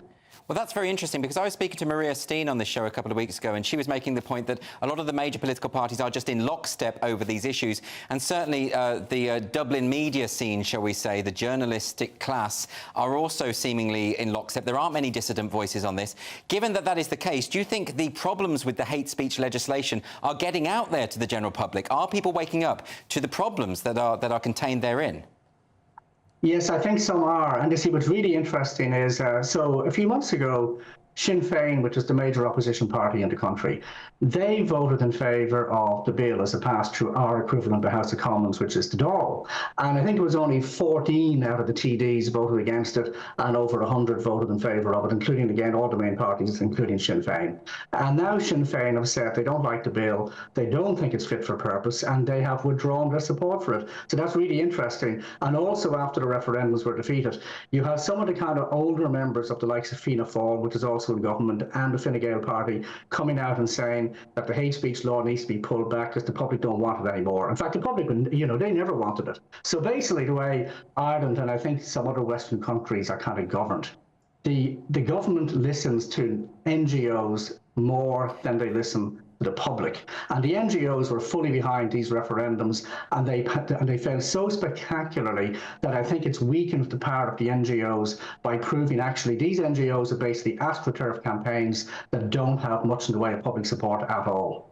It's fascinating stuff. This seems to be the story of our time, that disparity between what the electorate wants and what the political class wants. But David, it's always a pleasure to talk to you. Please do come back to the show again. Thank you very much. Thank you. So it's time for Social Sensations. That's the part of the show where we delve into what's been going viral this week on social media. And first up, here's a video of a woman, promoting deodorant wipes. Let's have a look. Let me tell you what I do. It's a little hygiene hack. My friend told me about these cloths from Get Dirty.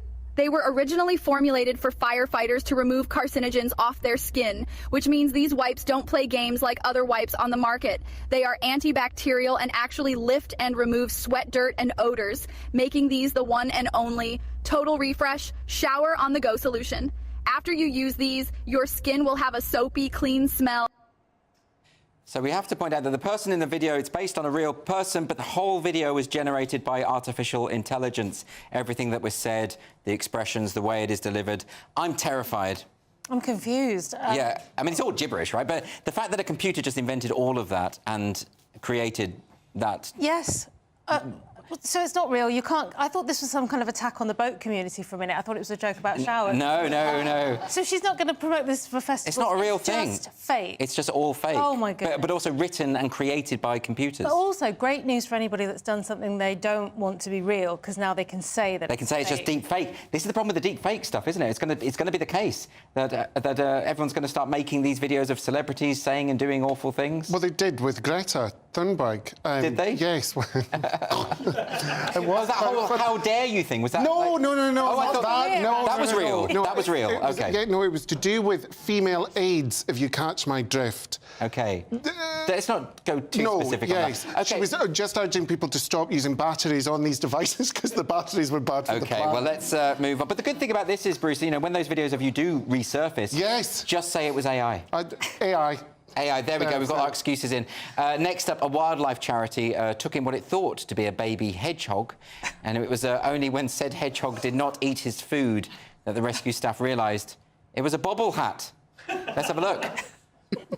You can see how they got it wrong. It looks like a hedgehog to me. I think it's got a nose and everything. It didn't eat the food. No.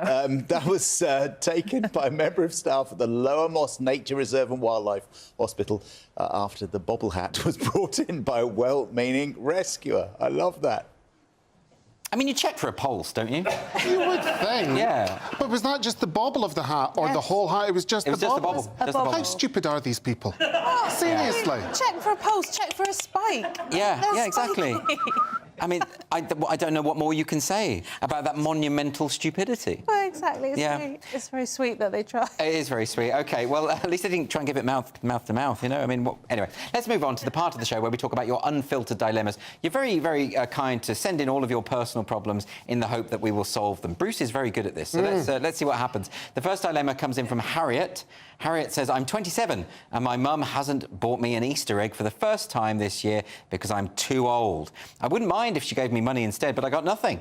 Am I being ungrateful? Yes. Do you think? Yes. So it just gets to a point with Easter where you shouldn't get the egg. But the thing, she wants money now. It's like, what are you doing with your own money, Harriet? Yeah. Do you not have a job? Bruce is very harsh. Are you just lying around waiting for people to buy you confectionery and stuff like that? Surely your parents at that point shouldn't be buying you Easter eggs, should they? They can if they want to. They shouldn't be fat-shaming you, and I think that's what's going on there. Oh, you think it's fat-shaming? Enough eggs for you, Harriet. Oh, is that what it is? Well, look, we don't know what Harriet looks like, so, you know, you are perfect just as you are, Harriet. Don't worry about what the evil, nasty Cressida says. Let's move on to another dilemma from Jasmine. Jasmine says, me and my colleagues were playing Snog, Marry, Avoid. I picked a particular colleague to avoid, and he took it very personally. He hasn't spoken to me for over a week now. Do I apologise, or is he being too sensitive? Bruce? I think Jasmine's the one with the problem here. Really? Yeah, and I think she should apologise.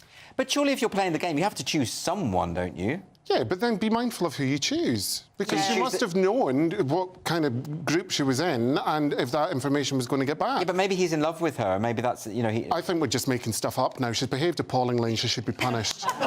OK, that's a brutal response. No, you're supposed to do it with celebrities, aren't you? Oh, are you? You're supposed to say Ant and Dec and Alan Titchmarsh, go, or something like that. Oh, really? All three. All three, absolutely. So that's where you're going wrong there. You should have done it with celebrities, so to speak. Let's have a quick dilemma from from Peter.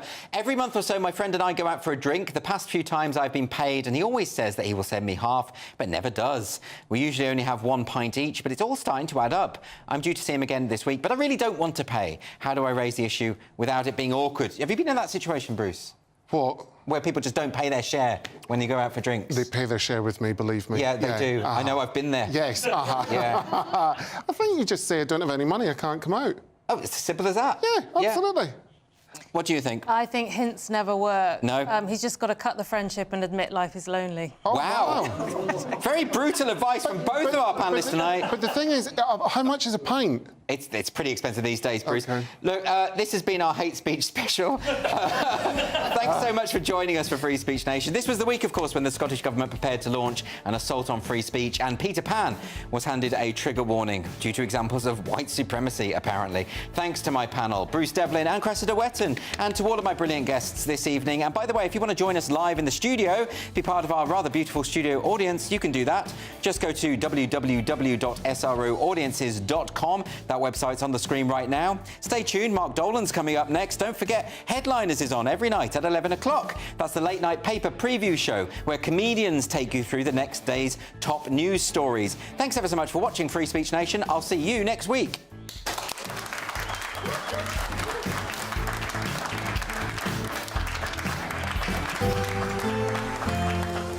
That warm feeling inside from Boxed Boilers, sponsors of weather on GB News.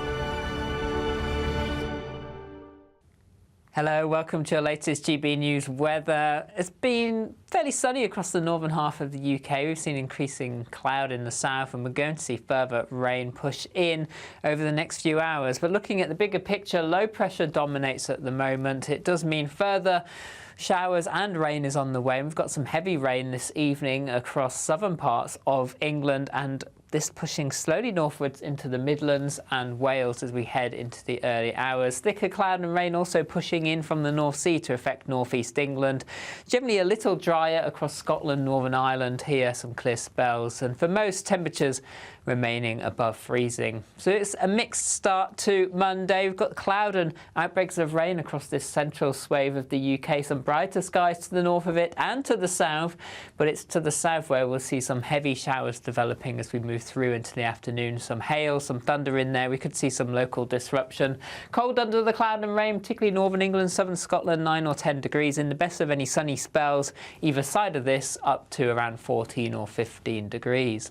For Tuesday, a mixed picture. We'll have sunny spells and scattered showers across much of the country. However, low cloud, rain and drizzle will affect parts of Scotland. Then later on in the day, further wet and windy weather starts moving into the southwest. It remains unsettled through into Wednesday and Thursday with further rain at times, temperatures around average. Looks like things are heating up. Boxed Boilers, sponsors of weather on GB News.